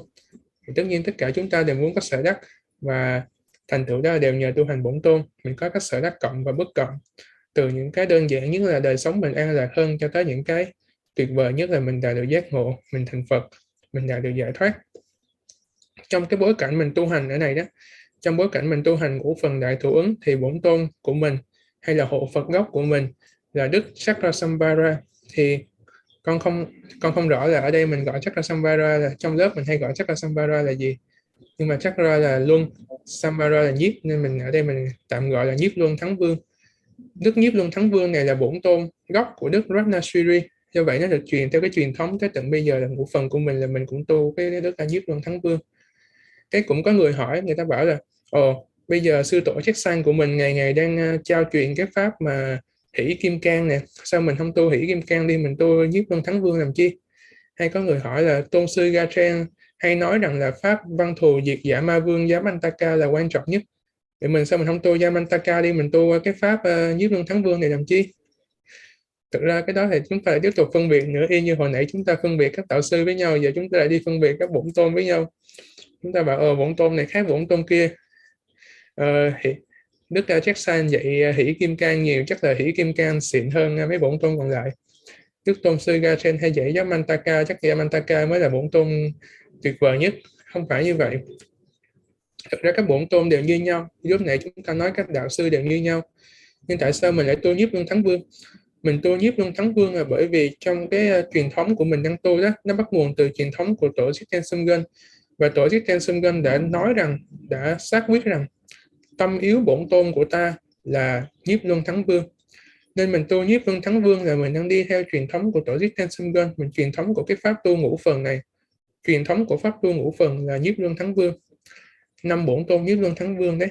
Còn nếu mà không có truyền thống thì mình đâu có cần phải đặt ra những cái như là ri cung hay rút ba hay là thác luân gì nữa. Giờ cứ đưa một đống kinh ra, ai muốn tu cái gì tự mở ra tu, cần gì truyền thống nữa. Nhưng là mình đã có truyền thống rồi, nên việc theo truyền thống là có một ý nghĩa nhất định của nó. Mà đối với truyền thống ngũ phần đại thủ ấn thì bổn tôn là Chakrasamvara nhiếp luân thắng vương. Khi mà nói về bổn tôn này thì ngày xưa tổ Ma Ba có 13 bộ pháp, 13 bổn tôn, 13 bộ pháp tu hành đó. Thì Ngài đưa 13 bộ pháp này cho một người đệ tử là Ngót Ba. Còn riêng đối với tổ Milarepa đó, Ngài chỉ đưa đúng cái pháp nhiếp luân thắng vương, xong Ngài bảo là con cần phải tu pháp này, vì duyên của con là tu pháp này, con muốn thành tựu ngay đây thì con phải tu pháp này. Nhờ nhiếp luân thắng vương mà con thành tựu Đại Lạc, nhờ nhiếp luân thắng vương mà con sẽ thành tựu quang minh. Tại vì cái pháp tu chính của con là nội hỏa, nên con cần cái pháp nhiếp luân thắng vương này để làm bổn tôn của con. Thành tựu chính của pháp nhiếp luân thắng vương chính là Đại Lạc, hay là tên tiếng Tạng của bổn tôn này là Đem Chok.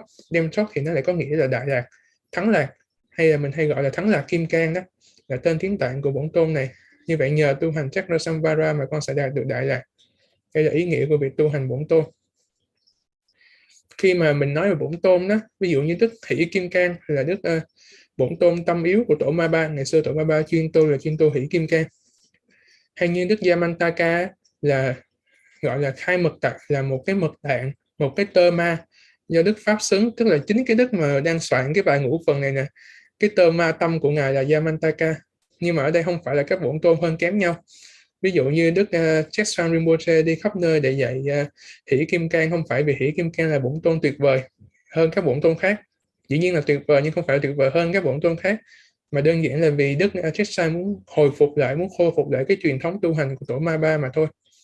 Nên ở đây mình phải hiểu là các bổn tôn đều như nhau cả, nhưng là mình đi theo truyền thống. Drupon có nói nếu các bạn yêu Phật, các bạn yêu tổ, yêu đến tận sư tổ Jigten Sumgön của mình, thì bổn tôn các bạn cần tu trong bối cảnh này là Chakrasamvara, là nhiếp luân thắng vương, là thắng lạc kim cang. Okay, so that everybody know now, Lama is the Lord Jigten Sumgön. Yidam, the root Lama is the Lord Jigten Sumgön. Root Yidam is the Chakrasamvara. That is the blessing and siddhi. The root of the blessing is Lama. Root of the siddhi is the deities, Yidam or Deva, right? Now, root of the activities that your activities flourishing to benefit other sentient beings that we wish very much, and all your life activities, especially Dharma activities, that to flourishing to that you have to really succeed, that your practice goes on, that your activities, whatever you want to do, especially Dharma activities, is so important. Sometimes we have good motivation, good practice, but that our activity is not moving, it's sort of like blocked, and you stick and you stay in there. So that is something that obstructed, that we cannot go forward. And that is very, very annoying. So that's why it's just the siddhi of the activities is the Dakini. The Dakini will activate your inner wind, channels, chakra, bindu, That is the very important, this dakini that work within your inner body. The inner body is called the pure illusion body that you to establish within yourself as Dedi's proud Yidam's body. So you need to have the activities that to reactivate, especially Dharma activities, right? So lay in Tibet call. So that is very, very important. So here according to the Digunga Yu, especially here the fivefold Mahamudra, Dakini is the Vajravarahi. Vajravarahi, everybody know, many of you practice that really, really special Dakini. There's many Dakinis. It does not mean the others are not good. Again, please don't misunderstand. We love Magic Lapton, we love that Yishe Tsocha, we love different Dakinis. But Vajravarahi is the focused many, many masters right from Tilopa to the Naropa, to Marpa, to Milarepa, even Milarepa taught Gamboba, you never separate from the red Dakini. The red Dakini is the Vajravarahi because it's primordial wisdom. She is the union of the wisdom, emptiness, and bliss and inner heat, Tumo.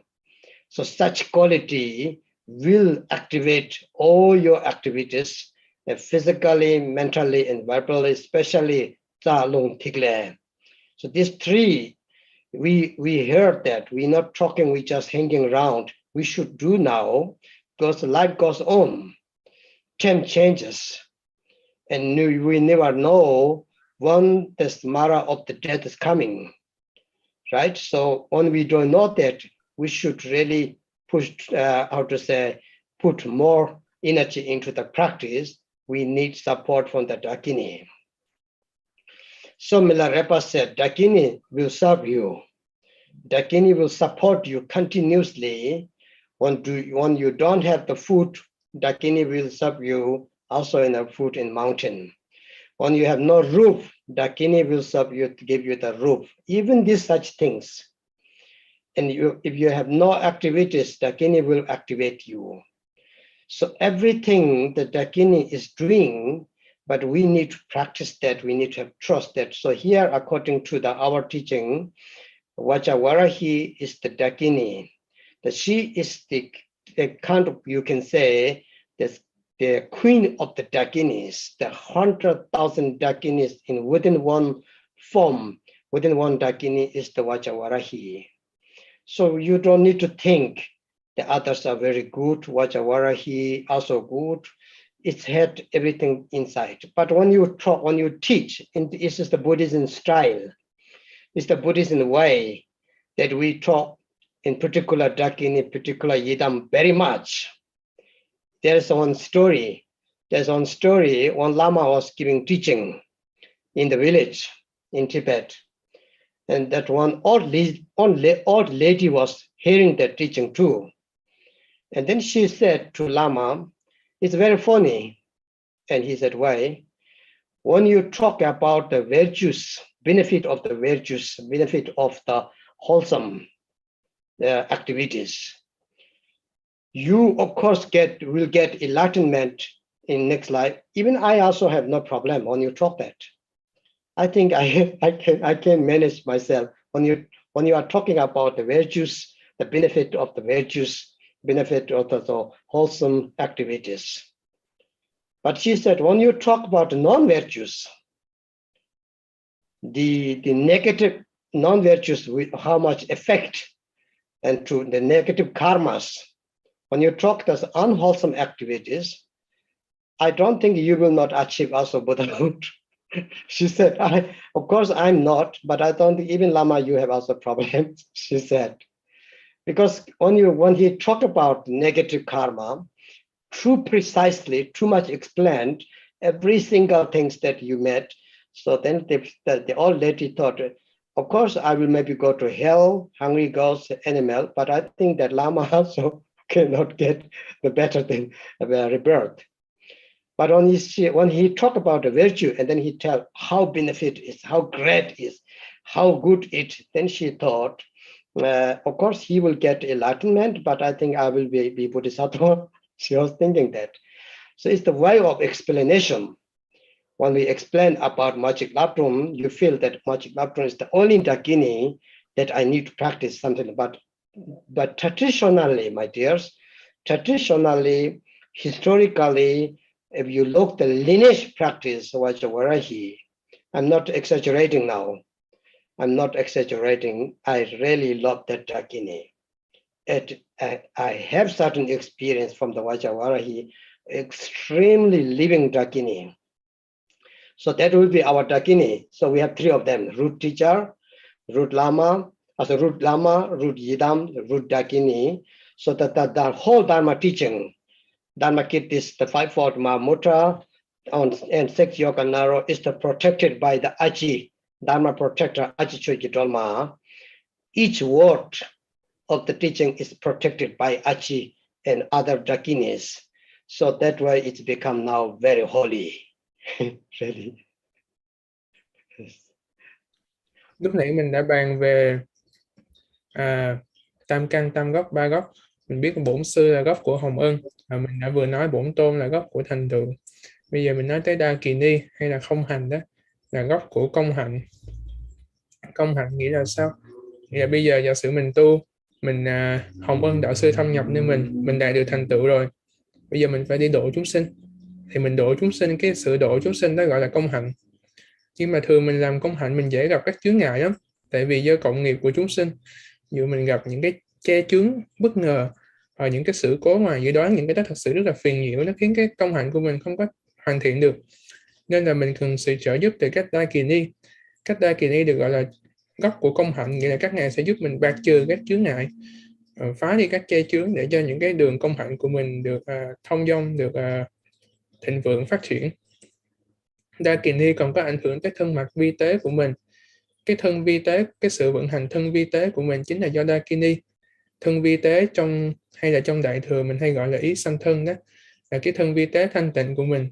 Khi mình tu hành cái thân vi tế thì nhờ năng lực của đa kỳ ni mà những cái mạch khí và giọt tinh chất nơi cơ thể của mình, nơi cái thân vi tế của mình sẽ được hưng khởi. Nó khiến cho thân vi tế mình có lực, và nó tự nhiên khiến cho cái lực sống của mình được tăng trưởng lên. Như vậy tất cả đều là nhờ các công hạnh của đa kỳ ni.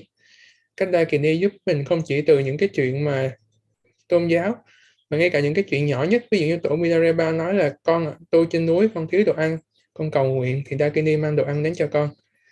Cái chỗ hang của con bị dột, con cầu nguyện thì Dakini giúp con làm cái mái che. Rồi tương tự như vậy, mình thấy là Dakini là gần như là hộ vệ của các hành giả, đó là các công hạnh để giúp mình phá tan mọi chướng ngại. Tại vì mình đâu biết được khi nào tử ma sẽ ập đến với mình. Tử ma tức là ma của cái chết. Mình đâu biết khi nào một tai nạn bất ngờ, một sự cố hy hữu sẽ diễn ra với mình và mình mất đi cái cuộc đời trân quý này. Do vậy nên mình không biết trước được, nên là mình cần nên thực hành Dakini, để vì nhờ các công hạnh của Dakini mà những cái chết phi thời, những cái tai nạn, những cái uổng tử nó sẽ được hóa giải. Và các công hạnh của Dakini. Khi mà mình tu trong cái bối cảnh này thì Dakini của mình là Đức Kim Cang Hợi Mẫu, Đức Vajravarahi. Thì các bạn học với Drupon lâu thì các bạn cũng đã biết rồi, và nhiều người trong các bạn cũng tu Vajravarahi như là bổn tôn của mình. Dĩ nhiên các bạn cần hiểu là ở đây khi mình nói Vajravarahi thì cũng một lần nữa không phải là mình bảo rằng là như vậy chỉ chắc là Đức Ma Triết Lapron không có xịn bằng Vajravarahi, chắc là phu nhân Sogo không có xịn bằng Vajravarahi. Không phải như vậy. Mà tại vì Đức Vajravarahi là một lần nữa, đây là truyền thống tu hành của mình. Ngài là tâm yếu của tu hành từ tổ Tilopa, rồi tổ Naropa, rồi đến tận tổ Milarepa. Tổ Milarepa hay nói là bổn tôn của ta là một cô gái nhỏ màu đỏ. Hay là tổ có nói với tổ Gambopa là con không được tách rời khỏi vị Dakini màu đỏ này. Tất cả đều là như vậy. Có nghĩa là đây là cái truyền thống tu hành của mình. Trong dòng ngũ phần này, đây là cái truyền thống tu hành, là mình tu hành Dakini là Vajravarahi, Kim Cang Hợi Mẫu. Các bổn tôn các Dakini đều rất là đặc biệt, vì công hạnh của các ngài rất là sống động, rất là thật.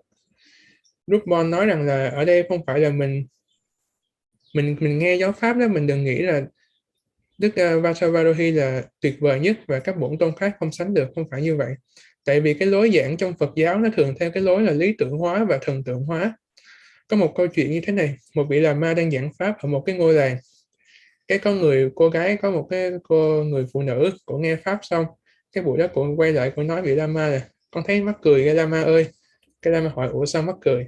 Cô bảo lúc mà Lama giảng về thiện hạnh, giảng về công đức của thiện hạnh, giảng về cái sự vĩ đại bất khả tư nghị của thiện hạnh, con cảm giác là Lama đời sau kiểu nào cũng thành Phật, và tôi chơi tôi nửa vời như con đời sau cũng thành Đại Bồ Tát chứ không thành phàm phu nổi nữa.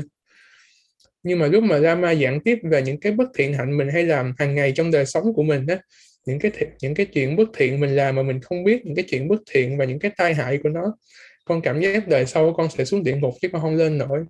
Và con cũng cảm giác là ngay cả Lama đang giảng kiểu này, đời sau Lama cũng không sinh lên cõi cao nổi đâu. Cái hai người mới bật cười. Như vậy nghĩa là gì? Nghĩa là cái lối giảng của Phật giáo nó theo kiểu là lý tưởng hóa. Lúc mà vị Lama giảng về thiện hạnh đó, mình cảm giác thiện hạnh rất là mạnh mẽ, mình cảm giác là một nhúm thiện hạnh có thể giúp mình thành Phật liền. Hồi lúc vị Lama giảng về bất thiện hạnh, mình cảm giác bất thiện hạnh nó trùm khắp, và một hạt bất thiện hạnh có thể đủ sức nặng để đẩy mình xuống tận địa ngục. Như vậy cái lối giảng của cái Phật giáo là như vậy. Ví dụ mình đọc kinh nào mình cũng cảm giác kinh này là kinh xịn nhất, kinh này là kinh tối thắng nhất, kinh thù thắng nhất. Thì cũng tương tự, ví dụ mình đọc tiểu sử của mẹ Ma Thiết Láp Rôn, mình cảm giác mẹ Ma Thiết Láp Rôn là tuyệt vời nhất, là siêu việt nhất. Mình đọc nghi quỷ Dakini Vajravarohi, mình cũng sẽ cảm giác Vajravarohi là bất khả tư nghị nhất. Nhưng mà đây chỉ là cái lối diễn đạt chung của Phật giáo mình mà thôi. Phật giáo diễn đạt theo lối lý tưởng hóa, theo dạng văn chương và thi ca đó, nên là mình có cảm giác như vậy, nhưng mình đừng có phân biệt. Tuy nhiên ở đây mình vẫn nói lại, theo cái truyền thống thì tu hành của mình là Đức Vajravarohi, và như các bạn cũng biết thì Drupon cực kỳ yêu mến Vajravarohi. Drupon cảm thấy Vajravarohi thực sự là một vị Phật sống động hiện tiền ngay đây, chứ không phải là một cái bức tượng, một cái thanh ca hay là một cái sản phẩm của sự tưởng tượng bình thường. Ngài là một vị Phật sống động ngay đây. Và chúng ta tu hành cái bối cảnh ngũ phần đại thủ ấn này thì Drupon cũng hy vọng là Dakini chính của chúng ta sẽ là Vajravarohi. Nhờ Vajravarohi mà chúng ta sẽ hóa giải được hết tất cả những cái chướng ngại trên đường công hạnh của mình, và năng lực của mẹ sẽ thực sự hiện ra với chúng ta, giúp chúng ta hóa giải các khó khăn trong đời sống. Hoặc như thân của chúng ta yếu mệt, tâm của chúng ta yếu lực, thì Dakini sẽ cho chúng ta lực sống, hưng khởi lực sống trong ta, khiến chúng ta mạnh mẽ và hỷ lạc. Đây là ý nghĩa của việc tu hành Dakini trong tam căn là bổn sư, bổn tôn và Dakini. So that is the very important. So everybody know the starting Fivefold Mahamudra. Here the Guru is the Lord Jigten Sumkhon, and Deva is the Chakra Dakini is the Vajravarahi, Dharmapala is the Achichoke Dolma. Those are you. It would be nice if you keep in your head. Whole teaching is the protected by those deities, and its explanation of about the deities and Dharma protectors. So it's very, very important. Now, last time we talked about the title. Now the main explanation, as I taught last time here, the composer or the writer, his name was the Tile Namgyal, the student from the heart student from Dharmakirti. So he said, I cannot write down everything that Dharmakirti was giving to me and other lamas, but very little on. For example, from the ocean of the teaching, I just take the drop of that very little, put on in this text, which will be beneficial for many, many, many students, and also will be remain the teaching until the samsara is empty, until all the sentient beings to free from suffering. So this was his motivation and his encouragement. So that's why the text come here. Now, according to the text here, say this is the only way to get enlightenment in short period in one single lifetime.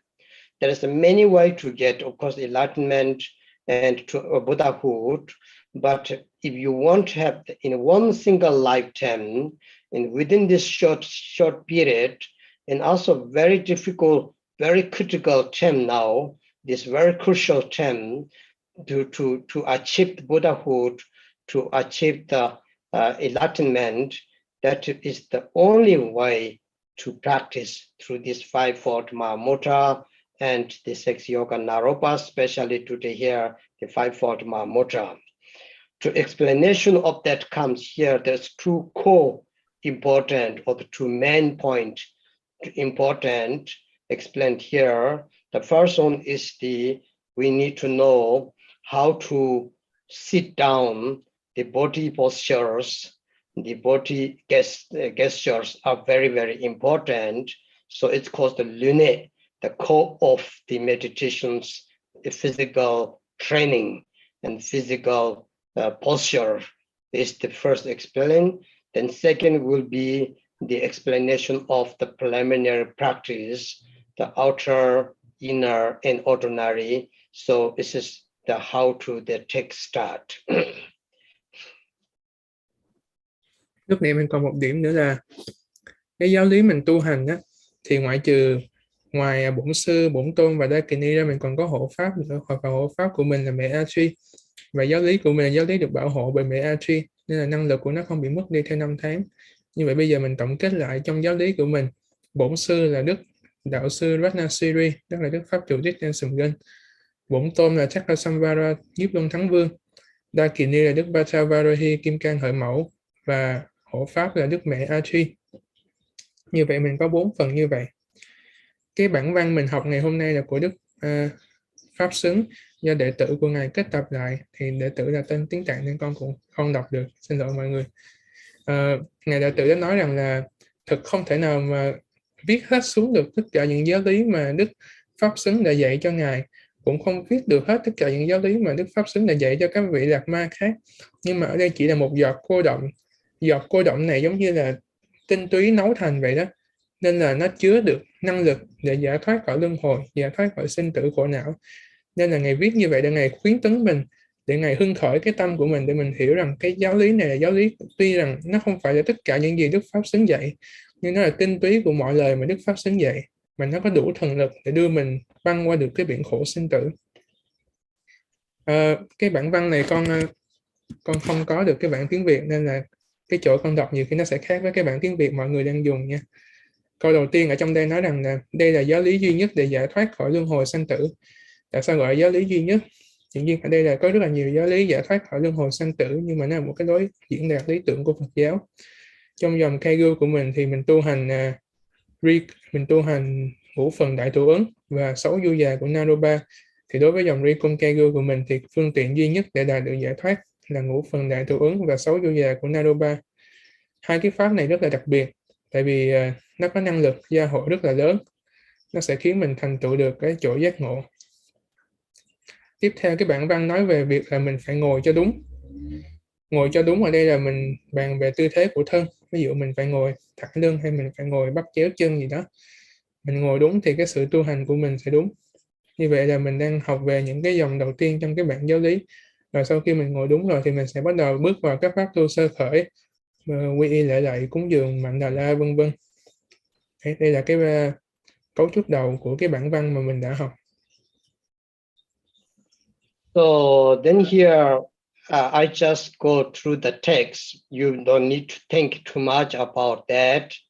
The first one say the practice, such practice where you will do in the, how to say, the holy place of the practice, what we do.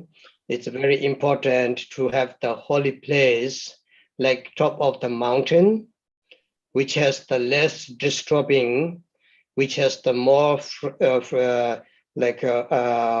fresh wind, more clean wind, which gives your mind, your head keeps more clear.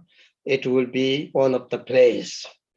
Second thing is the near to the ocean, where has many beings, those, for example, Nagas and landlord, earth spirit, who support your practice, who will be also active with you doing, without you knowing, they will also practice with you.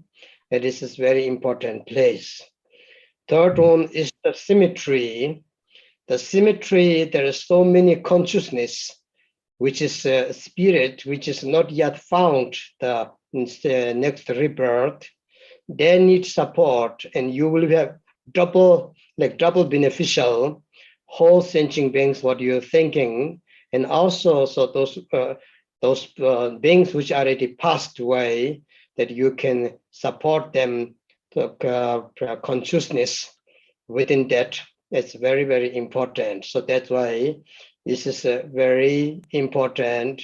These 3 places. I will not go too much.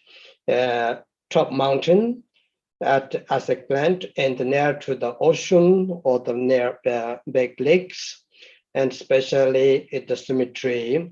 Normally, this is the place where we're going to try to do the 3-year retreat. Okay, this is the first place, if it's possible. But if you don't need to think too much, that is at your home is also okay. Bây giờ mình đi tiếp. Cái đoạn này thì Drupon sẽ chỉ giảng, Drupon bảo là mình đừng nghĩ nhiều quá, vì Drupon sẽ chỉ giảng theo những cái mà sách Nghi Quỷ đang nói thôi.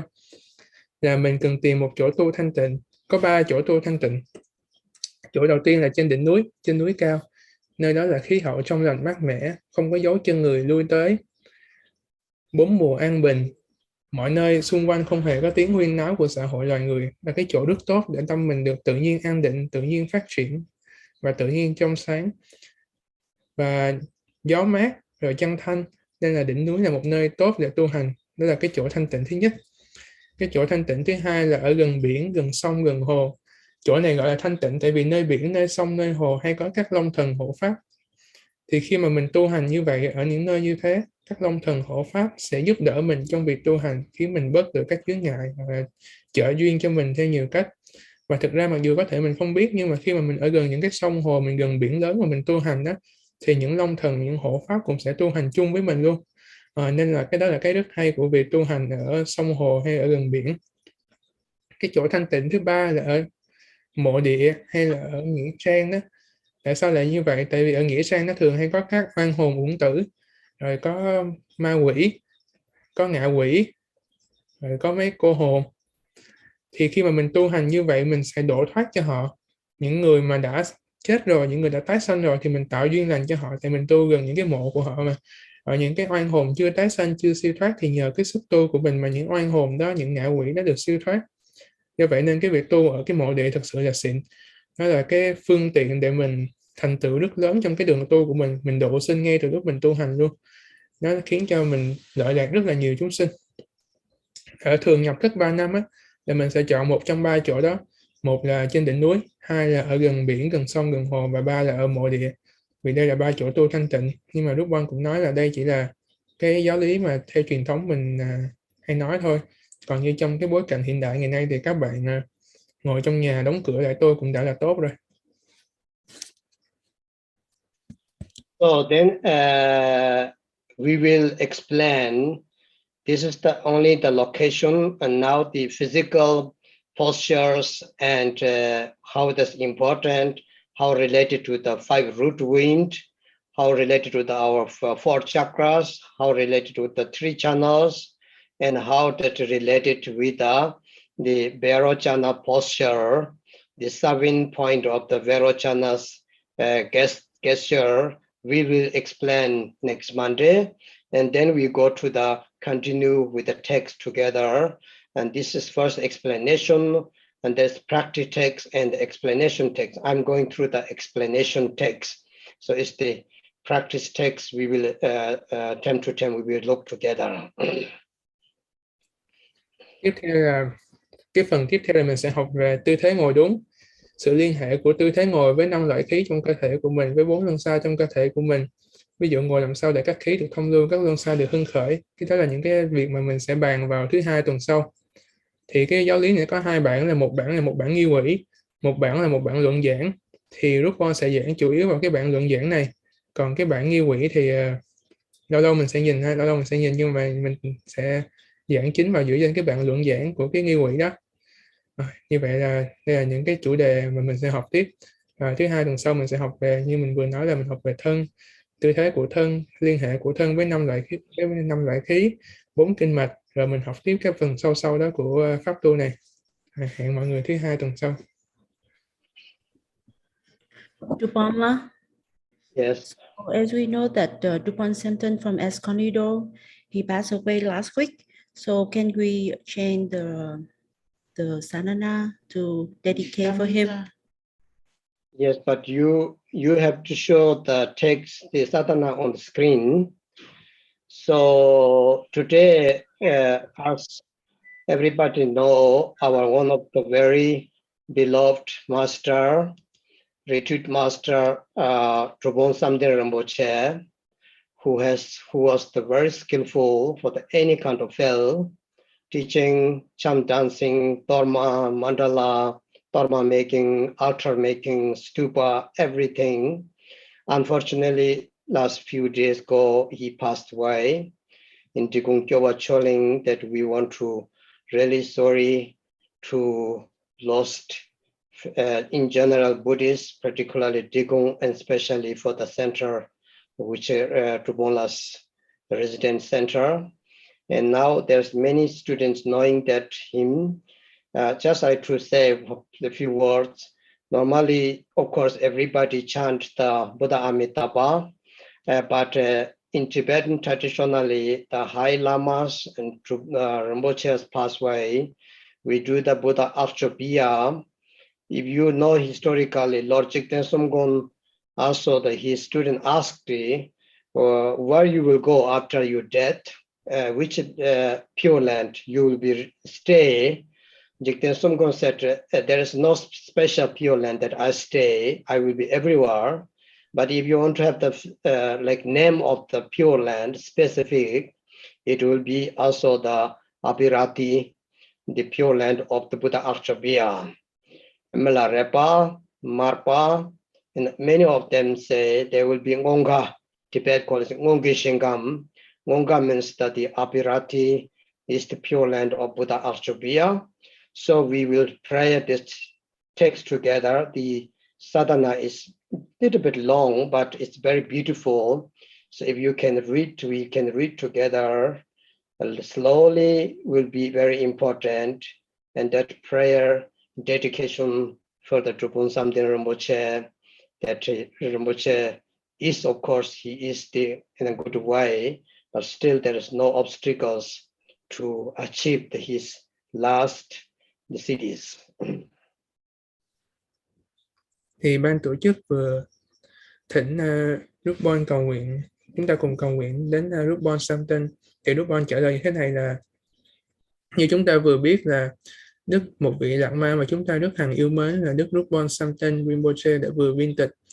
Ngài là một vị Lạt Ma rất đặc biệt, ngài lão thông kinh điển, ngài lão thông mật điển, ngài lão thông hết tất cả các nhánh của việc tu hành mật thừa, từ những cái như là nghi quỹ vũ điệu trong nghi lễ, làm tô ma, vẽ mạnh đà la, xây bảo tháp, dựng bảo tháp, trang trí, ngài đều đành hết tất cả. Nhưng mà vì nghiệp duyên vì duyên đã hết, vì duyên lành đã xong, nên là ngài đã thâu thần và thị tịch. Nên hôm nay chúng ta sẽ cùng cầu nguyện, cùng thực hành với nhau để hồi hướng đến ngài, để thể hiện sự tri ân và sự kính mến của mình đối với ngài Drupon. Bình thường thì khi có ai vừa mất thì mình sẽ thực hành Phật A Di Đà, mình thực hành nghi quỹ tịnh độ cực lạc. Nhưng mà khi mà một vị đại sư, một vị mà gọi là cao thủ đó mất thì mình sẽ thực hành cái pháp A Xuất Bệ Phật. Hồi đó lúc mà Đức Jigten Sumgon chuẩn bị viên tịch, các đệ tử của ngài mới hỏi là vậy ngài sẽ sinh ở cõi tịnh độ nào? Ngài bảo ta không sinh ở đâu cả, ngũ đại ở đâu thì ta ở đó. Nhưng mà nếu con muốn một cái địa chỉ cụ thể thì ta có thể nói cho con là ta sẽ sinh ở cõi của Đức A Xuất Bệ Phật. Và Đức Milarepa cũng nói là ta sẽ tái sinh ở cõi A Xuất Bệ Phật. Cái cõi A Xuất Bệ Phật này như là nơi tụ họp của những vị đại đạo sư đó. Thì khi các vị vãng sanh thì các vị sẽ vãng sanh ở cõi này. Dĩ nhiên một vị đại đạo sư như Drupon Samten Rinpoche thì cũng không nhất thiết không cần là phải ai đó cầu nguyện vãng sanh cho mình, nhưng mà chúng ta vẫn cầu nguyện với lòng thành Để nguyện cho là trên cái chuyến hành trình cuối cùng, trên sự thành tựu cuối cùng này của Drupon, thì tất cả những chướng ngại đến vi tế nhất cũng sẽ được thanh tịnh. Nghi quỹ này khá dài nhưng mà cái lời lẽ và ý văn của nó rất là hay, rất là ý nghĩa. Chúng ta có thể đọc chậm từ từ cùng với nhau. So Christy, this will read only Tibet, right, today? Yes, please.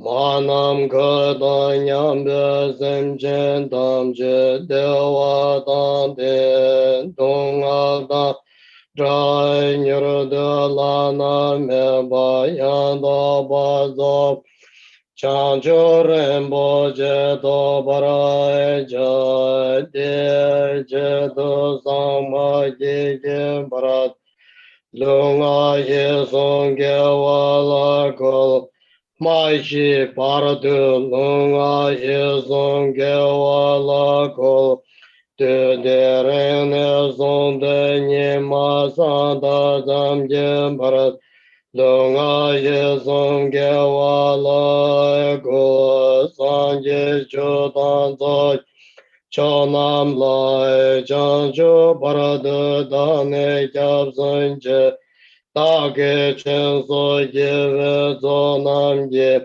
dro la ben je san dro bara jo ma nam ka da nyam be sem je tam je de wa da Devi Gyudan Den Bara Gyuro Je Donga Da Donga Gyudan Jawara Gyuro Je Donga Me Be Dewa Me Jawa Gyuro Je Nyering Chao Da Nyen Dan Dra Dan Yom La Ne Wara Gyuro Je Drove la mai jon de mi droba to je jen bun drowa je zombe mo la mai darai je jan jo jo nyen ba Gyönzön dröven gombo chanzan do langbo de manyeme den den na bendor yan don drömze bege Ye Zhong Yan Xia Sa No Cha Jia Jie Nam Da Gung An De La Cha Za Lo Ni go up the twitch. Ni Ge To Le Wo Zer Rav Drobe Drove Dong Malu Nam Jane La Me Zalango De Nye Jegbo Yonden Zo Baranze La Cha Za Lo Gyu Gu Zo To Da Zem Je Na Yere Me Je Ba Zen Za To Wa Ya Nye Zo Ba Ne Zang Jar Do Me Za Chanza Gyab Zun Je Wo Gyab De Zo Chom den den de shen shek ba tra chom ba yang da ba zo be san gong bo me tro ba la cha za lo chom den den de shen shek ba tra chom ba yang da ba zo be san gong bo me tro ba la cha za lo Chom den den de shen shek ba tra chom ba yang da ba zo ba sai gong bo me tro ba la cha za lo chom den den de shen shek ba tra chom ba yang da ba zo ba sai Gombo metro balan cha za lo namo re na tra ya namo banga vade ajam ya tadanga da ya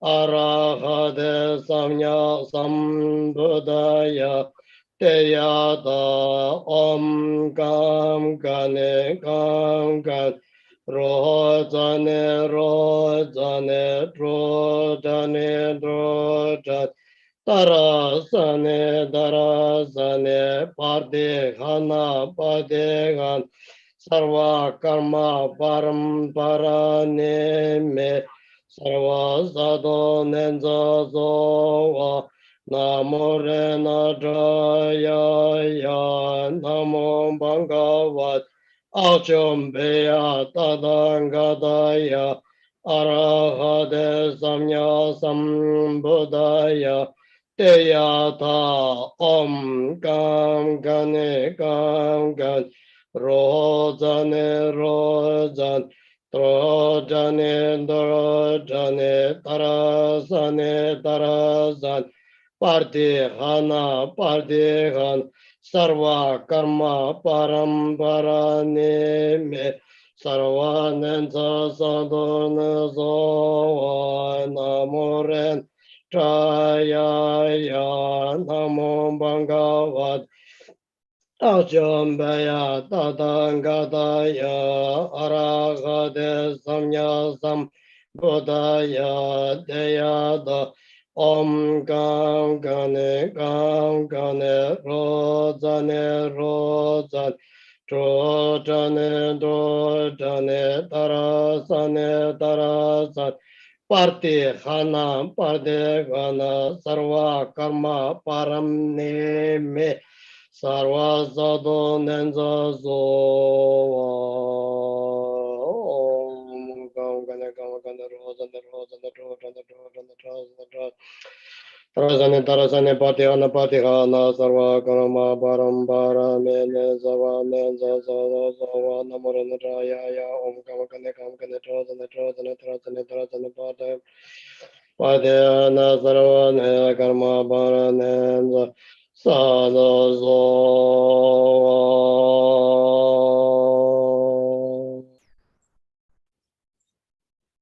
Go up.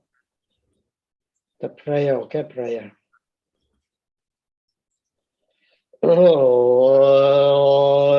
Sande la ya la jo jawa sha jan de jawo ka jen jang go pong bo sho tra jong gen de jang jo sen be zo se som che gu zo je sha la de se som che gu zo sha la de ja re po ye zo wa ta na ne Dola penjere chuje drome bara daja tangwa ije japsunje yanda mola yande dandru bara shonde ne jarjo loso donso to deve paro ngambara kave she yonde shalde mebe shengam yo Taja shindere chula joba Da janju senpai namjen jokwa da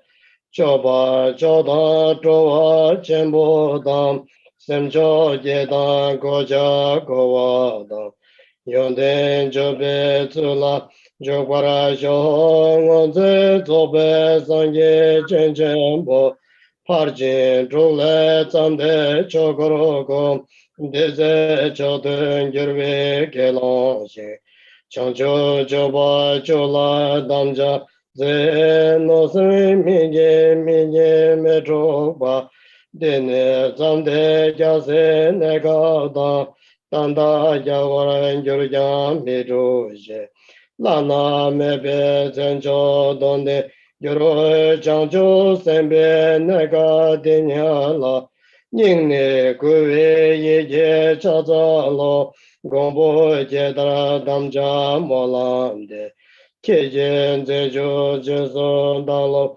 Sho Yongju Mebe Demba Semgela Choda Nosame Trukba Tamje Bam Namba Tamje Gemba Medra Doben doja laso nyomo pam Tserawa kunda rabden jone ja dojo joshe jangwa yonden de Chapa mebe boba tamjo do Pame lelo nyawa namya me zadun pashin kimye le meje Pume tsundan shenjo jaba Sheno Mongo Lazo Meje Tendon Joseng and John Jomba Jodana Urme Zuja Jodenda Londe Gula Tombe Dushe Tamjo Nyambara Zoshin La Shemba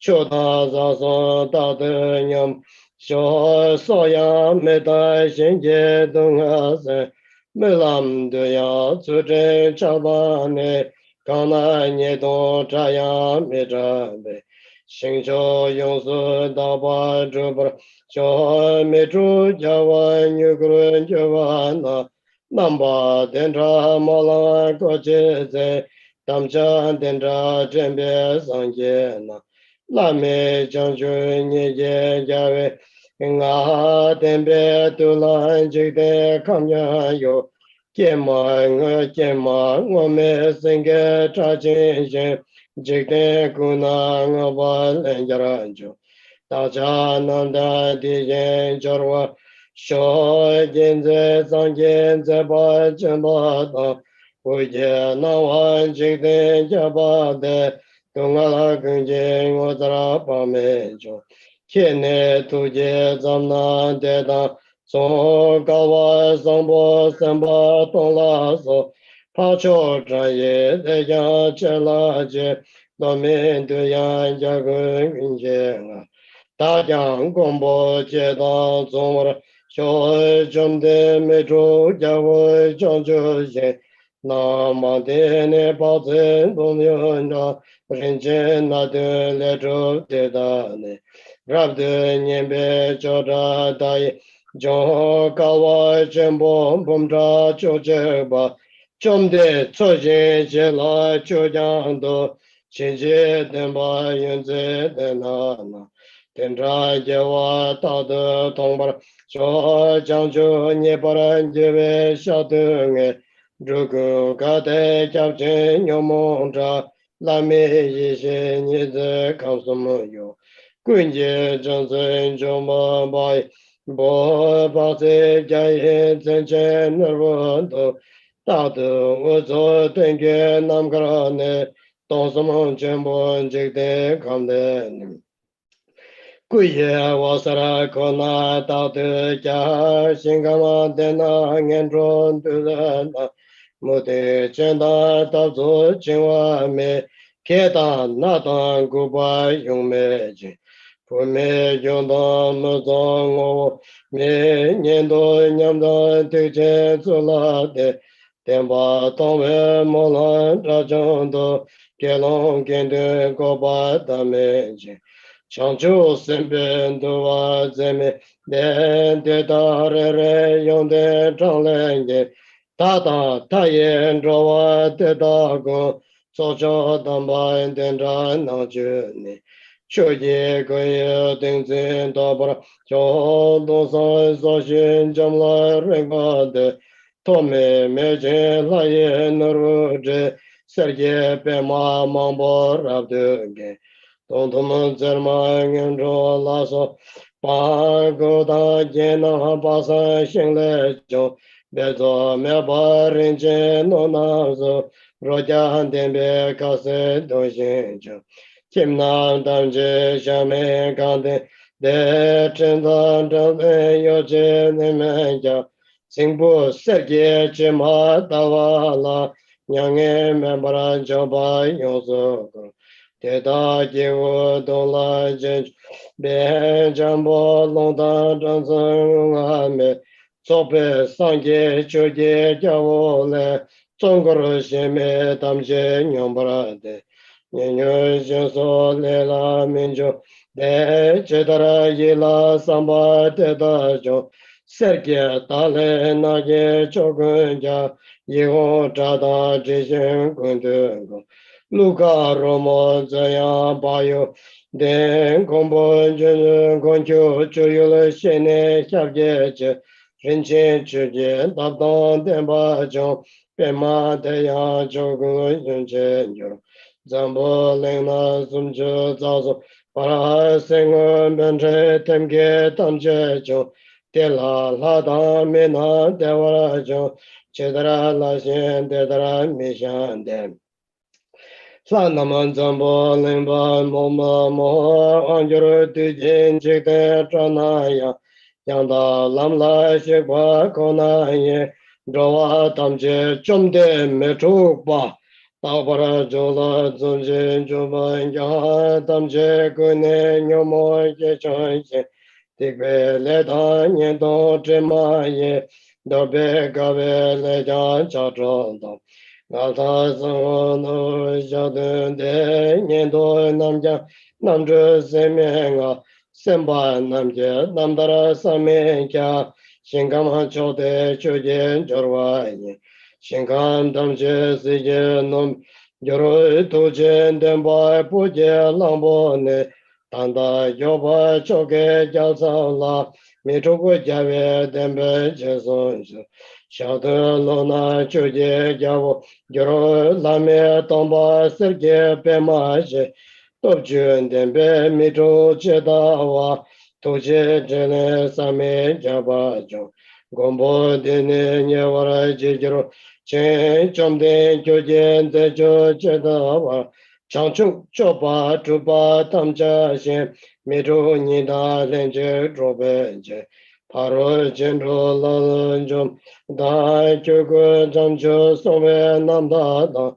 Kelon Kende Treda Jasenje Kende Cheso Trene Yonso Deta Ngonga Shingde Jewara Son Gyaltawa Tambe Tsendo Molande Chochu Shinkama Daba Trubada Shenda Deshe Molande Jombe Metro Shinken Udre Joba Da Langbo Cheda Pema La Shobe Kuso Tontra Chuba Chewa So Tago Chaye Kenden Zoje Osum Tone Shindre Drova Sho Sanje Tembe Tseken Teke So Drova Kunja Namba Tembembo Sanang Geve Sole Rabjune Wombara Dabe Shindra Jobara Jo Daja Dine Gewa Tamje Paro Chinju Lela Longjo Je Namsama Drebe Zona Zhongjo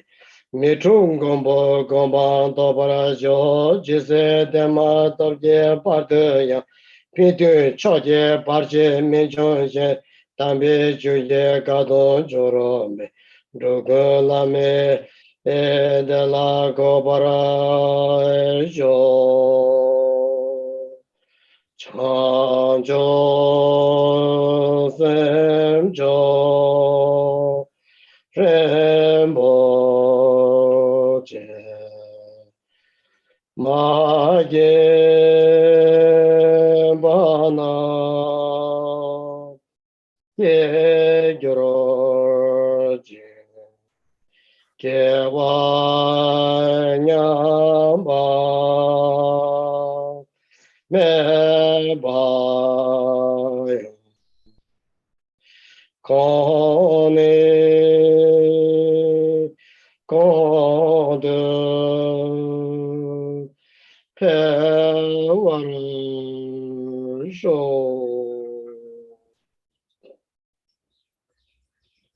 Okay, thank you so much, everybody. So we did teaching, prayer, everything. That is very good. So now we're going to stop here. I wish you all have nice week and to do some short after-beer prayers for Drupon Rinpoche and all sentient beings. And see you next Monday. Như vậy chúng ta đã xong thời giáo lý và thực hành ngày hôm nay. Thầy chúc các bạn có nhiều sức khỏe và niềm vui, và hy vọng là trong cái thời gian tuần này các bạn sẽ dành thời gian để tu hành và cũng để cầu nguyện đến Đức A Xúc Bệ Như Lai, cầu nguyện ngắn để hồi hướng cho Đức Drupon Santen. Hẹn gặp các bạn vào thứ Hai tuần sau. Thank you, Drupala. Thank you, all interpreters. Thank you, everyone. See you next week. I end the interpretation room now. Thank you. Okay, thank you, Lama. Thank you very much. Take Thank care. you to the Rinpoche. Okay, 大家早安晚安，拜拜。 Tschüss, Lama. Danke. Oh, Christy, we have on the 20, what is again? On 24th, Yeah. right? This Friday. Okay. Let's This Friday we will have 这个 empowerment. 星期五有观音菩萨。Oh, sorry. Dong The Chuk. same channel. Okay, then you want to announce, Christy? Yes, on Friday, 6 a.m. California, 9 a.m. New York time, 3 p.m. Zurich, and 8 p.m. Vietnam and China. We will have a Kowa Dung Chuk empowerment by Drupon Kunsang. May I announce in Thai just a little bit? Yeah.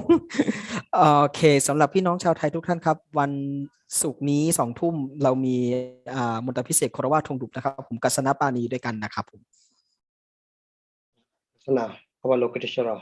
Yeah, You want you want announce in Chinese or Russian or Spanish, please? Yes, please. Okay, Ryan, you can go ahead. No problem. I can announce in our group. No problem. Thank you. В общем, в пятницу будет посвящение Авалокитешвары с Друпоном Ринпоче в 4 по Москве. Небольшой анонс. Thank you. Spanish, please. Alex? Alex not here. Sorry, I couldn't understand properly because my connection is weak. Oh, okay. On So I will Friday, send you 8 on times, Friday the same time. Chilean time, Yeah. Lama Kunsang. His connection is weak. Will be given empowerment of Avalokiteshvara on Friday. Okay, 那 thank 这个 you. 星期五北京时间的话是星期五晚上9点钟会不空基所观音的这个灌顶，是多伦多时间是早上9点。那我现在还要看我工作的安排是不是有这个时间做翻译，到时候星期四、星期五会跟大家通知的。好，谢谢。All right, thank you. Thank you. Huy Thi, dịch hay quá. Cheers, Thank Lama. you. Bye Thank you, bye. Christy. Thank you, everyone. Okay, bye. Hold on. Let me unmute everyone so they can say goodbye to Drupon. Lama is already gone, so Oh, okay. he is always fast. But anyway, Okay. Thank you. Bye bye. Thank you Nguyên Khê. Thank you. Cảm ơn Tôi mọi người. đi ăn trưa đi nha, rồi lát nữa vô qua cho sao. Ok, bye bye em. Mọi người nhắn động viên nhiều quá mà không trả lời được. Cảm ơn mọi Thank người. you.